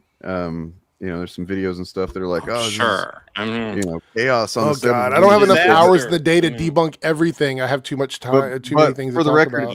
this same article that reported it says that they basically there was apologies and they made up on set and everything. So it's like not an ongoing thing, right? That they're not going to be shooting their scenes separately because the person that was kind of offended by the whole thing felt that Marvel being willing to do that was like a good faith effort, and so they made the effort of like, you know, accepting an apology. So it doesn't sound political to me. It sounds like it might have been an issue with something on set, like something that happened on set. Yeah. I got too many. I'm gonna have to start doing debunking stuff on my Reloaded channel now. Apparently, I just don't have enough time every day to debunk everything. It's just so hard. I mean, it was one thing. I can't remember. I saw something that said like, it takes a couple of seconds to spread a lie and a couple of minutes to debunk it, which is generous to the debunking. Sometimes it can take an hour. Sometimes it takes years. To do it. Who's hearing the lie? Who's believing the lie? Because there are some people that once they hear a certain lie, then they will never fucking budge on that. That's true. But yeah, it's crazy. So some people what's say the grifter debunking grifters box office lies? Was that something we were talking about today? Yeah. What's up, Bob? We absolutely can. So guys, I don't know if you saw this, but let's go ahead and dive into it. So apparently, from this super reliable source I always go to for my box office information, oh my God. Marvel's Fantastic Four is set to bomb.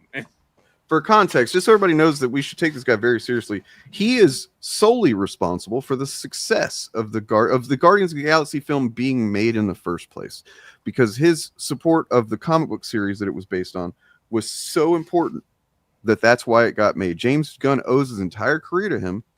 That's just fact, because he said it on his fucking bullshit blog one time. That seems reliable, and I don't think it's worth talking. No, I've got a video about that actually, because what's his name? Fucking, I forget the dude's name. He's basically McGloin. not. Yeah, that's it. Yep, McGloin. He's not as bad as what's his name with the other thing, but it's pretty bad. He's still pretty bad. I mean, it sounds like Cosmic Book News. Cosmic Book News is like, it's pretty much a chud outlet, but like it's not like. When I saw the guy that runs this this site, I was like, oh God, I didn't think he would look like that. Have you ever seen what the guy looks like? Yeah. He kind of just looks like a chud. Yeah, I was like, okay, yeah. I actually thought he was younger. He's an older guy. I was like, I thought he was gonna be some young dude. No, he's an older Kelsey guy. Grammer's not far right. Dude, what the fuck are you talking about?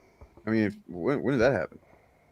Yeah, he's very right wing. He is very right wing. He is pretty right wing. I don't know. Far right is like, you know, essentially spouting Nazi talking points and shit. You know, openly white supremacist narratives and crap. Like, I guess I haven't heard him say that. So yeah, I can only assume that this Matt McGloin guy is still bitter about the fact that he probably got called Pat My Grind at school. So. Oh God, yeah. So you want to hear a really douchey thing he did one time? So he was at some, I guess it was like a Hall H thing or something. I don't know what it was, but Dave Bautista was there. Speaking of Dave, and James Gunn, and it was like kind of a Guardians thing or whatever. And so Dave was talking to people, and he just in the moment he was like, "I'm going to call James Gunn and put him on speakerphone, right? And you guys can talk, say hi to James Gunn." So he calls. James Gunn didn't answer. His voice message did, and his phone number was played. And this guy published it. Oh, Jesus. Oh. Yeah. So that's I think I remember you guys covering that. So, yeah, the kind of journalism he does, that's newsworthy apparently. Well, yeah, let's go into this amazing research. The Fantastic Four First Steps looks to be another confirmed bomb, as reports offer, just like Captain America, Brave New World, and Thunderbolts. This film will be a bust and potentially lose Disney money. Disney named both Cap 4 and Thunderbolts in recent investor reports as confirmed big busts. Yeah. And by the way, that link just goes to another one of their articles. According to the latest estimates, Fantastic Four First Steps will finish at the box office round with 510 globally. So like $200 million budget. Isn't it clearing the 2.5, which is a bullshit number that they've made up anyway? Isn't it clearing that anyway? Like, it has to make $1 billion and $1.3 billion, something like that, to break even. No? Yeah, I think 1.5 billion is the break even, I believe. 1.5 billion is the break even for everything. I'm just doing a little bit of math over here. RXNV, man, RXNV, you're here doing you're just spouting the bullshit, bro. You gotta stop, dude. Every single film that's ever been made has to make 1.5 billion, right, or it's a flop. So this segment's for you, RXNV. I did a little bit of digging. I don't know if people in the chat know this, but I am very, very well versed on digging up how much money a movie actually saves based on where they filmed. And I already done this with Fantastic Four because I've done several videos on this. So we're talking about a estimated budget of 200, right? That's the estimated budget. Yeah. I'm sorry, but like, why was RXNV banned? I literally, he's not like a chud. He just says dumb shit a lot. I didn't do it. I was really wanting. I'm putting stuff in the private chat. So if you look in the private chat briefly, you'll know. So the estimated budget, say it's 200 million. Okay. This film was shot in several locations. So Pinewood Studios in England gave them a 25% qualifying UK expenditure. So that's 25% they saved filming there off the estimated budget. Asturias, Spain has a 35% tax rebate on eligible expenses. They said they probably got around 15% of that because it's an international production. They filmed in Dorset and Derbyshire. Is that how you say that? I don't know if that's how you say that. Derbyshire. There's no tax incentives for those locations, but the overall tax credit system probably applied the same one from the first one, which was 25%. Middleton Mine, and apparently, however you said it, Ryan, the location was used for certain scenes, but there was no incentives there because they didn't film for more than a certain amount of time. So the underground scene, that was the mole man's, was it? Is that what that was? Did you say Middleton Mine? Yeah, it must have been the mine, the underground. Okay, so we're looking at least 25% they saved on filming in most of the England locations, and 15% on the low end in Spain. You would take that off of the estimated budget, and that's how much money they saved in production by filming in those locations. These are never accounted for by the Chud channels. They'll never look these numbers up. They'll never factor them in. They're going to tell you what the estimated budget is on the top end without any incentives applied to them. They will never mention them in these articles. They will never talk about them. It's one of the things I've noticed about this. If you're going to be someone that talks about a budget, you should try and include as comprehensive a number as possible, which would require you to do a little bit of extra digging to figure that out. Well, here's the thing that drives me absolutely insane. Sorry, Ryan, let me get my point out here. But the thing that always drives me insane about this conversation, especially when the Chuds frame it, is the fact that like they're just obviously using it to slam the movie. If you want to have an honest conversation about like how much, like the break-even point for a movie, will it reach it? Why didn't it reach it? I am all for that. That can be a fun, interesting conversation. But like, if you're going to get all enraged and talk about, Disney's dead and stuff like that, that's the type of thing that only Disney investors should be concerned with. Well, Like, that you also know, just it shows that you were approaching this from your conclusion, and so you're not interested in any conversation that happens around that. Your conclusion is what you're going to defend. You don't give a shit about context or facts or anything like that. Just do some maths as we go along. So let's say it's 20. They save 20% filming outside the filming in the film locations. So that knocks the budget down to 160. Plus the 170 million that we already know that they made in brand deals, which has been widely reported. So by making this film, they made $10 million. Yeah. Just by making it. Yeah. They already reduced the budget down to almost nothing because of all the work they did behind the scenes. But the Chuds will never talk about this. Even if you just go with like the highest or the lowest possible benefit on this, they're still not in the hole. And they'll never, ever talk about this. That's why the studio isn't sweating this. This is why they're not talking about it like, we're never going to use Fantastic Four again. No, they plan on using these characters again. So, I mean, if nothing else, they built really good word of mouth with Fantastic Four of Thunderbolts, and studios care about that as well. Well, we're not even into ancillary funds. There's no VOD numbers or any of the toy sales or anything included in this. No merch sales. We're just looking at the flat rebates at this point. Just to talk about why marketing is bullshit as well, if you just add marketing on as a made-up number that you're thinking is about the same as the budget of the film.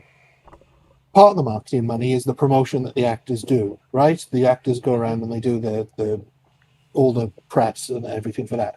All of that press is built into their contracts. So that section of the marketing, they've already been paid for as part of the money that they get paid for making the movie. And contractually, it will say you have to do this much promotion. So that's already baked in there. So whenever anybody talks about marketing definitely being this number, that is not true. It's a rule of thumb. It's not an exact science. And it's impossible to know as well. Yeah. You know why it's impossible to know? Because the marketing departments aren't monolithic. They have a lot of different departments that handle different types of marketing. And those numbers are just submitted into whoever the person is accounting for all of that, and then that's usually the producer, and they know that. But the producer's not going to make those numbers public and go, "Let me go through and count every single marketing deal we've done to make a public statement about it." That's why the marketing number is so overused in Chud discussions, because some marketing could be like 40 million, sometimes it could be 200 million. We have no fucking idea what it is unless they come out and tell us. I mean, I do feel like it brings up a good point, because like there's something I've been wanting to talk about, guys, because I feel like I've been gaslit on this. There's this movie called Avatar, and everybody wants to talk about how this is a huge success. This movie bombed. Lots of people don't realize that. So like, this movie came out, it had an opening weekend of just under 80 million. What a fucking disaster for this $500 million movie. Fucking disaster. And they don't like talking about this, but you know, it has leaked. They pumped $2 billion into marketing this after that bomb opening weekend. And that's why it got better as the weekend went on. So yeah, sure, it made $3 billion, but actually needed $5 billion to break even using 2.5. Don't laugh. This is serious. Okay. This is a massive bomb. Right. And I can prove it, because not long after this, Fox had to sell to Disney. Because this fucking massive Avatar bomb. Yeah. True, yeah. Trust me on this. They kept it pretty quiet at the time, but I'm sure I remember a couple of stories saying, due to the absolute failure of Avatar, Fox is forced to sell itself to Disney. And of course, Disney then did nothing with it. There is completely buried it. There's a super chat from somebody's channel. I don't know if we saw that or not. I mean, yes. From what I understand, in Disney, this is called Cameron's Heaven's Gate. Anyways, if V for Vendetta taught me anything, it's that people who resist fascist bullshit for so long will get sick of it that they'll eventually fight back. No, it will. That will happen. True. Yeah. I wish that was true. It takes a long time. Yeah, it does. It takes a while, but I do feel like the people will reach a breaking point. We'll see what that breaking point is. I mean, it's already kind of happening. We have Marines around the country, especially in like the California and DC or whatever, actual Marines just going around like while they're not stationed anywhere or whatever, fighting back against ICE agents, and ICE agents are backing down from the Marines. So that's interesting. I don't understand what the point of putting the National Guard in DC is. All right, it might stop criminals from committing crimes because the army's there while they're there, but are they going to stay there all the time? They want to get viral clips. They're hoping that something The happens. thing is, that look, they can do that. you guys don't understand. Big Balls got attacked. That's true. He did get beaten up by a couple of 15-year-olds. Yeah, so we gotta, and we gotta do something. Big response. Yeah. For Big Balls. Problem is, he tried to run away, but his balls were too big. Yeah. So the best he could do was bounce on them. Yeah. The best he could do was bounce on them, like South Park. Yeah. Yeah. Oh, God. So as of next week, I think I'll be having my first Discord debate with someone. So we're gonna Ooh, interesting. see how that goes. Interesting. We'll see how The that new goes. on era. stream. I know. What's are you allowed to say what it's about? We haven't decided yet. So we don't really know. It's a couple of different options. There's some that lean more into like social stuff, like gay marriage and things like that. And then some of it leans into fandom stuff, like, women lead, like the MCU and stuff like that. So we haven't really decided on which way we're going to go. I will say that it's all going to end up being, it's going to lead to the same place anyway. So I don't really know what difference that makes, but it we'll was see. someone you know, or is it a detractor? It's I don't know yet. It's somebody that requested something via email. So I have to figure out if it's somebody like so my rule is, if you, and this is what I've told several people, if you do it in Discord or you email me or however you want to do it, if you have a YouTube channel and I can see you, and you're not hiding behind an avatar of like a ninja or something like that, if I can see your face, I will invite you onto StreamYard and we'll do it on StreamYard, right? If you're somebody that doesn't have a channel, you're just someone that watches and you want to chat, that has to be through Discord. That's my rule about that. So, and I guess since you brought up debate, my debate tomorrow has not been canceled yet. So apparently I'll be debating somebody on my Backseater video. So, oh God, no. That was an entertaining debate, though, I will say that. Thor: Love and Thunder need 1.5 billion to break even. Right. Just what the fuck are we on? We got another super chat. I don't know whose channel that is, but no idea. You can never tell on StreamYard, but I wish said they this told us. before. But on the topic of chuds, Joe Rogan got a bunch of chuds on shrooms. I was one of them, but the more I took shrooms, the more left I went and realized I'm some form of transgender. Some form of transgender. Okay. Good for you. Good for you. that is a shillosexual? That's a t-shirt for sure. Like, I'm some form of transgender. That would be a perfect like t-shirt. I am some form of homosexual. That would be my new shirts coming out. Okay, we got another one here. Honestly, I've been reading lots of DC comics, especially the Superman comics. It's definitely one of the reasons why I keep on living right now. Wow, that's high praise for some DC comics, I tell you. Dude, DC's been on fire. DC's been really knocked out. As somebody who is traditionally a Marvel guy, I'm really enjoying DC comics more right now. I will admit. There's plenty of reasons to keep on living. You just got to. My best advice is get off YouTube, and I know that's counterintuitive for what we do, but I'm in the midst of trying to write a video about it now, and basically I want to make the point of stop watching people reacting to films, stop watching people reviewing films, go and watch the film, make your own opinion, then come back and see what other people have got to say about it. But first and foremost, form your own opinion, because it'll dismiss any bullshit that they're trying to put in your head, because, and this is a weird tangent, but it will come back, I promise. My partner and I, we just started watching The Golden Girls because that's on Disney Plus now. And I watched it when it was first on, bits and pieces of it, but I don't remember it being as political or as subversive as it is. And you just think all of these people saying now, they keep injecting politics into stuff. It's like, they always did that. Even in The Golden Girls, they inject I can't believe they let Blanche on Disney Plus, man.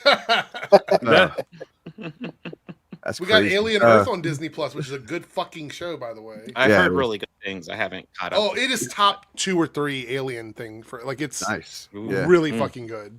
I know there's been some complaints that they ignore Prometheus and Covenant, and I'm like, well, the complaint is that they believe David created the xenomorphs or whatever, but there's nothing in canon that explicitly states he was the first. So that's the one conflict they have with it. I mean, there is pretty much a xenomorph in Prometheus that David didn't create. Right. So, yeah. So I was looking around to Cosmic News stuff, and I found a Reddit post about how apparently he did the same thing with Thunderbolts, called it a flop. And then guess what I found on the first comment under that? What? Eric commenting on it. Oh, me? Yeah. Oh, that's funny. It's not a flop even slightly. I read the comment before. I was like, wow, this guy's really into the fuck. Oh, it's him. I forgot I even left this comment. That's funny. When I do math, I'm proud of my math. No, I don't hear anything. Okay, good. I'm proud of my math usually.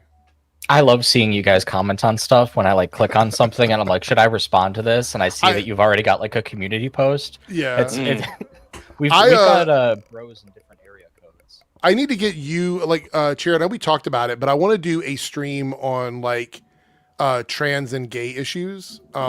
Yes, please. I'd like to like pick your brain a little bit on that. So I still need to do that. We should set that up soon for sure. Hell yeah. So I was going to say, ever want to talk about cis straight white men issues? I'm right here. Okay. There's not enough of that.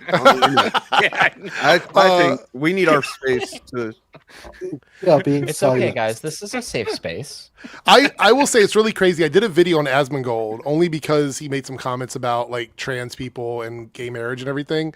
And I'm like, he was trying to make it seem like trans people were dragging down gay marriage. But I'm like, you do realize that the trans community does not immediately benefit from marriage equality because some trans people are not gay. So they don't benefit from that portion of the marriage equality argument. Like they will if they are in a gay relationship or if they're in some states where it's stigmatized. Obviously that still exists.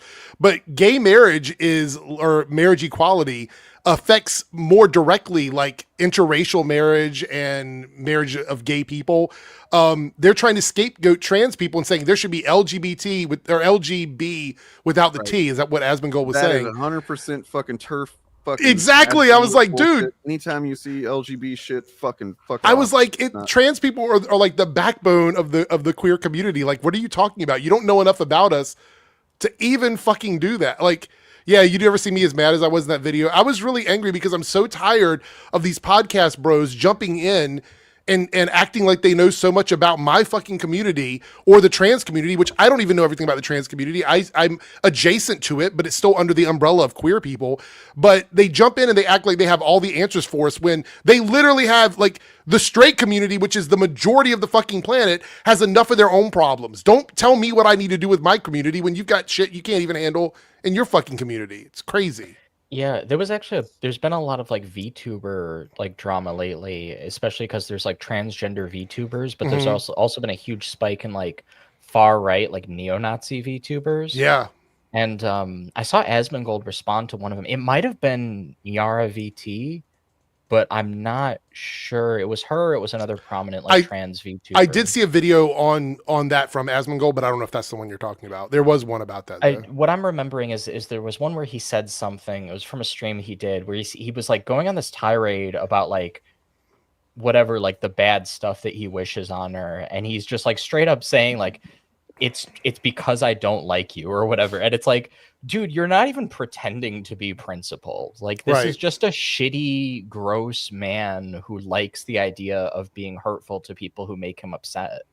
Yeah. Like, is that where we are, where we're just admitting that that's what this is about? Well, it's a shocking indictment of modern society that the internet's village idiot is as popular as he is.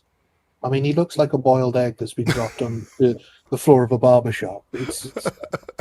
Why is anybody listening to it? I said the same thing. I like his Reddit tried to roast me saying he doesn't understand why Asmongold is popular. No, I say that facetiously. I do understand. It's like sarcasm. Like I get why people gravitate towards him from a like misery loves company level of like commentary, but he doesn't offer anything of value. There's nothing that comes from him that contributes to the conversation. I watched his videos on Trump, and he was very critical on the Epstein stuff, just like a lot of people were, but he still didn't add anything of value to the conversation. There was nothing there. He wasn't debunking anything. He wasn't providing new evidence. He's literally just sitting there repeating and watching content with people and giving me nothing.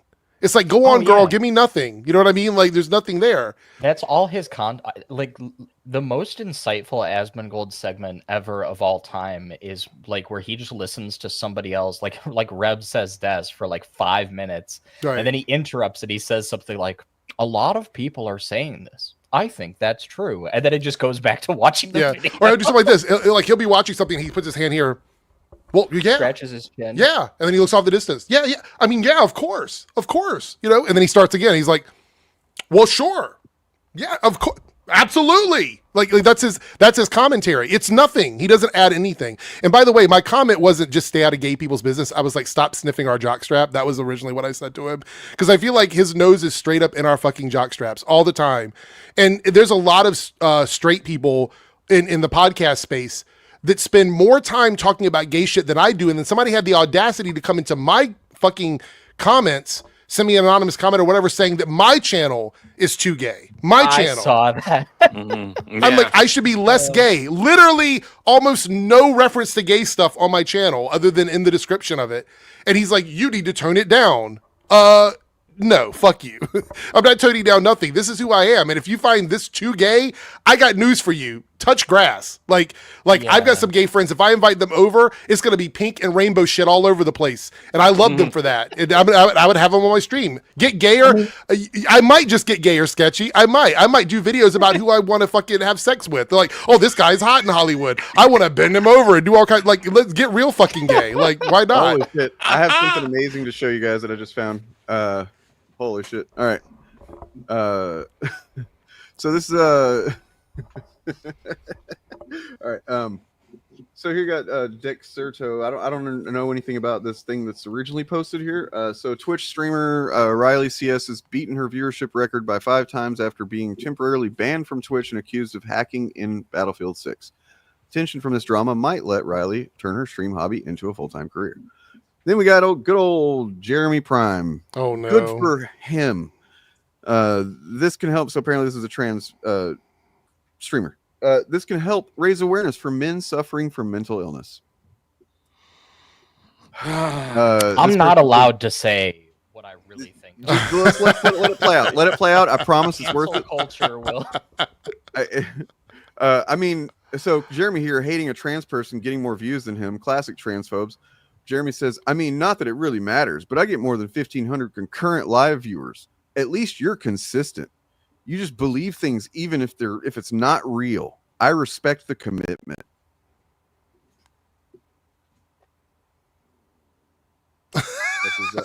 Wait.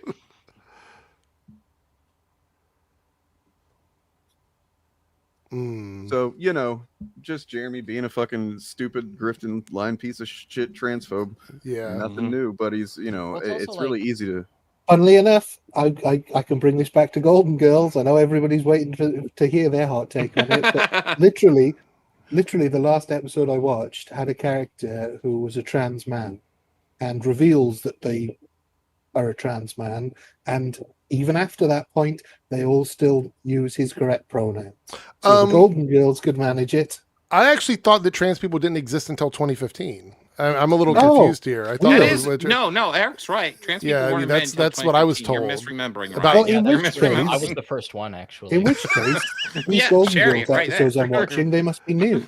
Oh yeah, that must be what it is. Maybe it's the Golden Girls revival, the new one. Yeah, I mean, they've literally brought them back from the dead. I had an argument on Twitter with someone that claimed they were a lesbian. I don't know if they were or not. They claimed they were a lesbian and they were an older lesbian or whatever, trying to argue with me that trans people weren't a part of the queer community prior to 10 years ago. That was the argument we were having, and that the term queer was not used as a word of reclamation ever, right? And so I pointed out that trans people have existed within the queer community for over 50 or 60 years in like media, but much longer than that in general, if like we're going to go historically. I said, and the queer nation movement started in 1991 during the height of the AIDS crisis.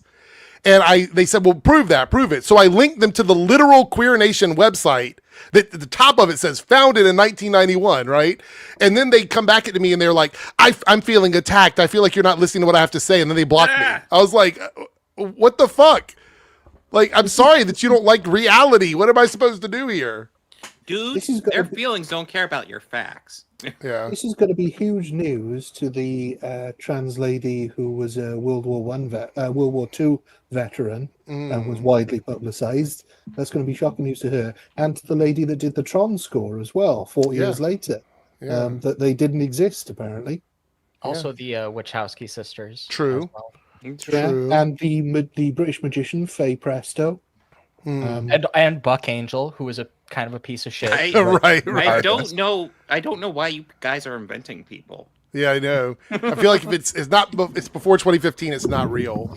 Yeah, Buck Angel doesn't exist. He's my OC. I just knew it. You forgot about Blair White. We forgot about her.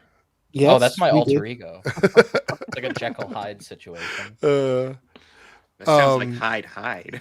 Yeah, so I remember Give Me a Break in the 80s, 90s TV having a trans character in one episode. Well, see, the thing is, this is that selective cherry picking that these guys do. Like, they forget all of the stuff. Dane, you've talked about this before, about the whole Aliens franchise and, Terminator and all that shit, how it's like at a certain point, they just don't, like, stuff doesn't get claimed or checked in. You know what I mean? They grandfather it in.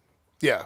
If it's something that they already considered a classic before they were politically radicalized, then it gets grandfathered in. This complaint I've heard about the new Alien series is that the protagonist is a woman in an Alien film. Oh well, wokeness gone really mad. fucking up tradition there. Yeah. That's the thing is, like, I saw they complain about that, and I'm like, they literally tried to make her look like Ripley. Like, she's even got like the similar haircut to her.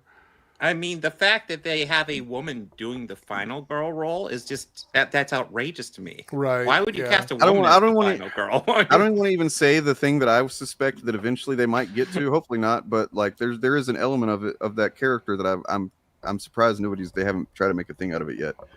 They I'll just say similar to something they did with Suicide Squad Kills the Justice League. Okay. That. Yeah. But I don't even want to say it because I don't want to give any ideas. So, what didn't show anti-trans freak anime with these? Oh well, anime is a whole nother discussion. We actually did this one stream. I don't know if you guys remember. We were talking about like video games and like art styles and like anime and stuff and like how based Japan is or what. It's so funny, like the way that people have this like weird, like, you know what it is? It's basically Orientalism, because it's like this kind of, they have this noble savage thesis about the Japanese where they're from like a backwards culture, but that makes them more traditionalist, which means they have correct views about women. Right. Is like kind of how American conservatives talk about Japanese people, which is crazy because Japan has its own pro-trans movement, its own like pro-gay movement. They have an LGBT like community. They have like marches and parades. It's like it's been a huge thing. Japan had like a socialist movement and a feminist movement like before they went like super fascy. You know, like as soon as they started like westernizing it all, they developed like a ton of competing political movements. And even then, the role of women in Japan has never really been totally analogous to a lot of Western societies. Like I think the first ever recorded ruler of Japan is a woman, Queen Pimiko. I studied Japanese history, by the way, when I was in school. I only took it was for a minor, you know, so it's whatever. But this is I'm just kind of going off memory here a little bit. But like, I don't know. It's really just like a kind of model minority benevolent Orientalism kind of racism.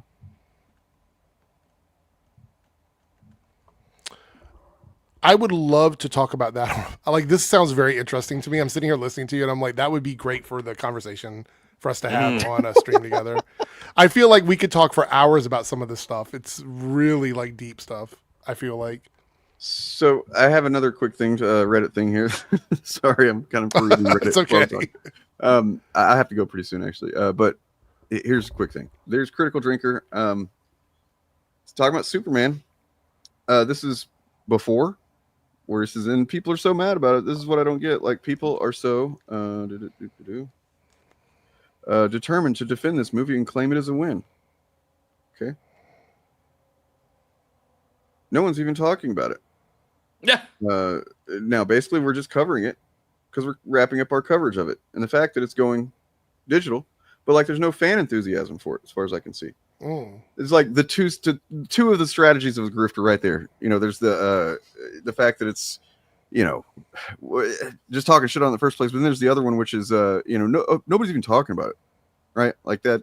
Yes, it's just one of the most obvious ones they use. It's nice. It's nice at least that. It's nice at least they're making the excuse that, oh, we're only talking about it because we're wrapping up our coverage of it. It's like, as if why are you covering it? Excuse. Yeah. Yeah. Chevany here makes the comment: the far right envy Japan for its more traditional ways and homogeneous population. Chariot, I would love to talk about that, like the way Japan is, like in terms of its diversity versus how the right looks at that. That would be. I mean, look. This is look, this comment here is this is true. That's what the Critical Drinker does. You're right. That's what they do all the time. They talk about they're more popular than them because they're upsetting spaghetti. The Birdman's already beaten us to it. He's already done a video covering that Superman coverage that those images are from, and he does an excellent job of debunking it all. But yeah, it's just crazy that the levels of cope they have to come up with. Why do people want a film to succeed? This way of thinking is crazy for me. I don't know why the Critical Drinker has that mindset about anything, especially when his own film was such an unmitigated disaster. Yeah, it's an objective 4.5, I think, on Metacritic. Is that right? 4. Oh, I was about to say, I think it's 4.2 on IMDb. Well, I only have about 5 more minutes myself, so I don't know how long y'all are staying on. Just want to say as well, some of the adverts that I get on YouTube, one of them is definitely the Birdman doing the VO for it. So he's getting work outside of YouTube. So because I know he was a voice actor, he's mentioned it in a video that he does voice acting. That's the first time I've heard him. Speaking of voices, did we ever set up like a speak pipe for the Shillcast for voicemails? No, we did not. Oh, okay. I didn't want to. I figured we'd, you do yours first. I don't want to just like all of us try it. Well, the canary in the coal mine on this one. Yeah, on your channel. Let me see if I have any new ones. They were all like so. The speak pipe thing is for my AMA, where I'm supposed to get people to like leave voicemails for me, and then I you keep alluding to the fact that you can't use them. They're bad. Like, okay, so to give you an example of some of the ones I've had, I've had about 6 or 7 of them. The first 3 that I had was somebody making fun of Beta Bird or Alpha Eagle, like pretending to be him in the voicemail, and I knew it wasn't him. And so I couldn't use those because I couldn't determine if it was or wasn't him, and they were overacting. So I'm like, this is definitely not him, right? Okay. Then the other ones I got were, one of them you could hear a music playing in the background, so I couldn't use that one because there was copyrighted music in it. And then the last few that I've gotten have been people saying things like making fun, like the Critical Drinker really sucks, and I wish he would stop making video. Like they're fun. I like listening to them, but I'm waiting for someone to actually give me something that I can use in my AMA because I can't really use those. Look, by the way, in my AMAs, I have like 300 and some responses now. I get lots of great positive, like, you're doing a great thing, I love your channel, stuff like that. I can't, and I shout them out as much as I can in the videos. But the ones that I get that are like, that I can use as a Q&A thing, are few and far between. It seems like a lot of people want to play around on SpeakPipe. And I don't know if that's, again, it is just, one of those things, but someone definitely has an issue with Alpha Eagle because a lot of the AMA comments I get are about him. And I don't know if it's him trying to get me to talk about him, and that's why he keeps doing it, or if it's someone else. Because it's a lot, and I've only made one video about it ever. Man. So he makes videos about us all the time. It could be him, or it could be Ted Levine in Silence of the Lambs. It's hard to tell. They sound similar to me, anyway. No, Ted Levine in Silence of the Lambs sounds so much cooler, much better voice. We should do. You know what we should do? We should set up an AMA for the Shillcast. And read some of them when we're live. Just go into a Google form and set up an AMA in a Google form. We did a Google form early on where we had, it was a bit more antagonistic, so it's understandable to a degree that we got a lot of the shit we got. But yeah, it was basically we put out a thing where it was like, hey, have you been part of one of these anti-fan groups and you're not anymore, or have you been somebody that's been suffered because of them or whatever? If so, we want to hear from you. Boy, they went out of their way to prove how not toxic they are at all. Right. No, I'm sure. By the way, I want to say, the other day on a video, someone that I hadn't seen in 2 months, Low Watermark, left a comment on one of my videos. So I haven't seen him in a while. Haven't seen him in ages. He's not on social media anymore. His channel's still up. But he made a comment on one of my videos, and I was like, "Oh, I haven't seen you around. How are you?" I think it was like, "Where have you been?" or something. I didn't hear back. So, but yeah, I mean, I was concerned because he just kind of vanished. But I guess he's just around, not really participating in any of the streams or anything anymore. Well, it's probably healthy. Yeah. Why do you guys bitch so much about other creators instead of focusing discussion on content like your competitors? So we do talk about content. So, do you understand what words mean? Because the content we talk about is content. So real quick, I can address this fairly easily. Right now, you're watching a Shillcast, where that's primarily what we do. It's like you want to complain about us doing the thing that like this format is kind of made for right now. But like, if you want to see us talk about other stuff, we do that. Like Eric has a whole channel called Eric's Reloaded where he talks about other stuff. Yep. I talk about other stuff on my podcast and frequently on my solo streams. I talk about comic books and movie trailers and shit like that.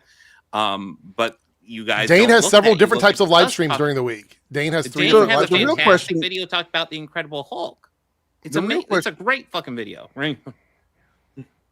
Like we have so much why stuff would you like show up and not having seen anything else by any of us, then make this question so pointedly and act like you know so much about what we do when you clearly don't? It seems to me that you would do that because maybe you're a little bit offended, triggered by the fact that we're criticizing. I mean, are you against? Are you pro? Or I guess you're against the First Amendment. Maybe you don't want people talking about things that you don't like. I guess I don't know. The real question is, why would you show up doing this, other than the fact that you just think that us criticizing these people is bad for them? And it's weird. Just to bash the other creators a bit further, our channels offer something different. I don't talk about modern stuff at all on my channel. Eric talks about modern stuff, but from the news point of view. You look into the superhero news, what's happening. Bob, you tend to do you look at comics and also talk about movies. Movies. You review the latest movies. Dane tends to do whatever comes to his mind at the time, so it's a bit more, what's the word for it? All over the place. No. I was going to say free association. So I do 2 3-hour live streams a week that literally never talk about chuds. 2 3-hour streams where we might mention a chud name in reference to something we're talking about, but literally not talking about chuds. You know what this reveals is that he is just a victim of the algorithm, meaning he has not sought out any other content, like for your other channel or anything like that. He's just like, this is what's put in front of me. That's reality. That's it.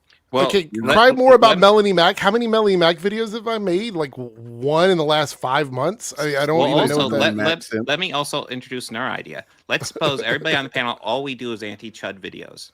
That's all we do.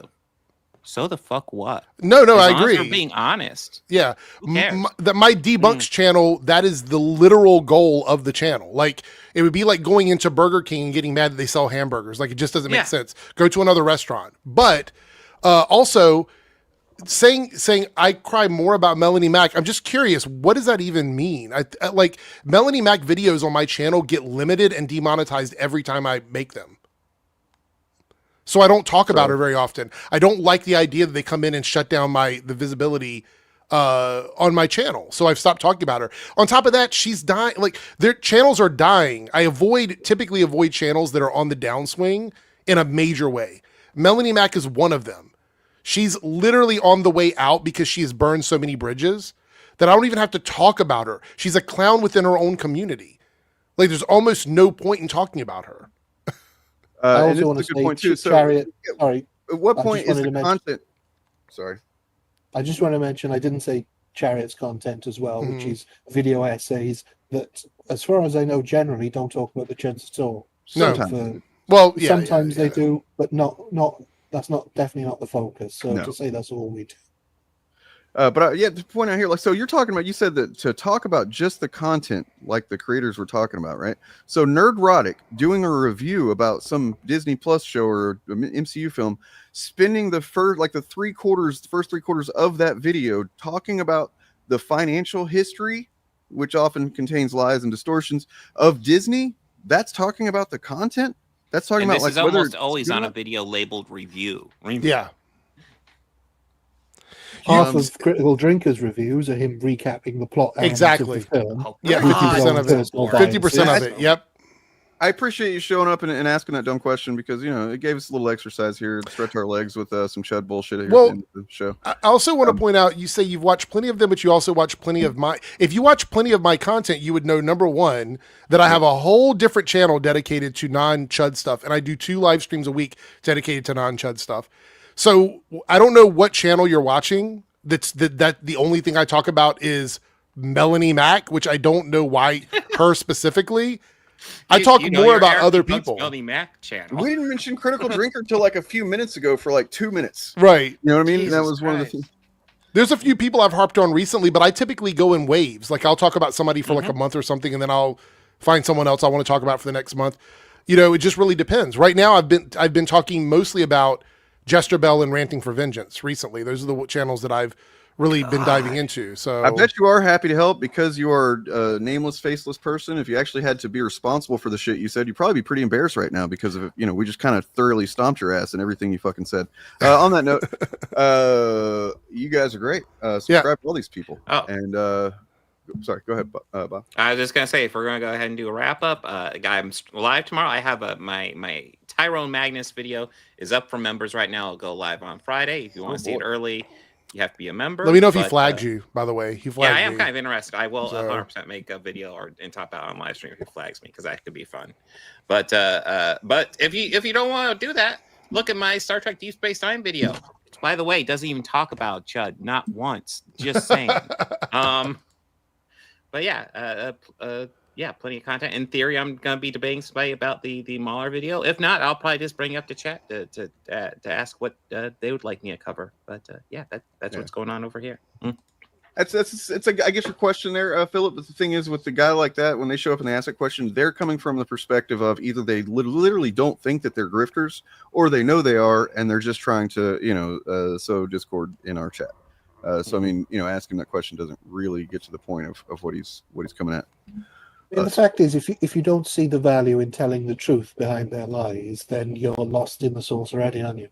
Yep. And if that's true, look, if you don't like our content, first of all, watch our videos anyway. You just keep watching. Watch Chariot's videos. All these people are down in the description. Whatever channel you're watching it on, it's all linked there as always. Subscribe to them. There's other channels as well. You should check them all out. Good stuff, good content, good people. And if you don't, for this guy in particular that we were just talking to, I guess, we can just say, well, fuck, hold on. I changed it. I got to fix it. All right, here we go. So yeah, if you want me to cover somebody, make sure to be in chat tomorrow. Bring them up in chat, and I'll pull them up in the poll, and then it'll be whoever wins the poll.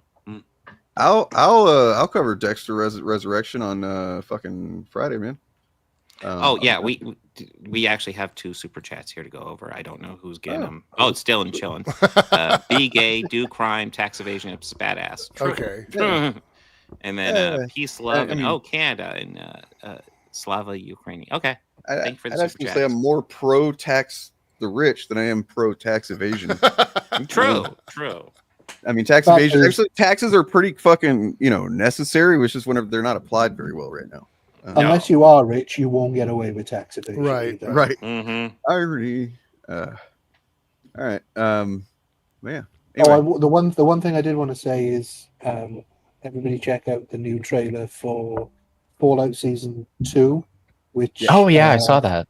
Oh yeah. I'm sure that guy will be waiting for Geeks and Gamers to point out how many women and people of color there are in it, because God damn that it. is the type of reviewing content that they want. But it looks really good.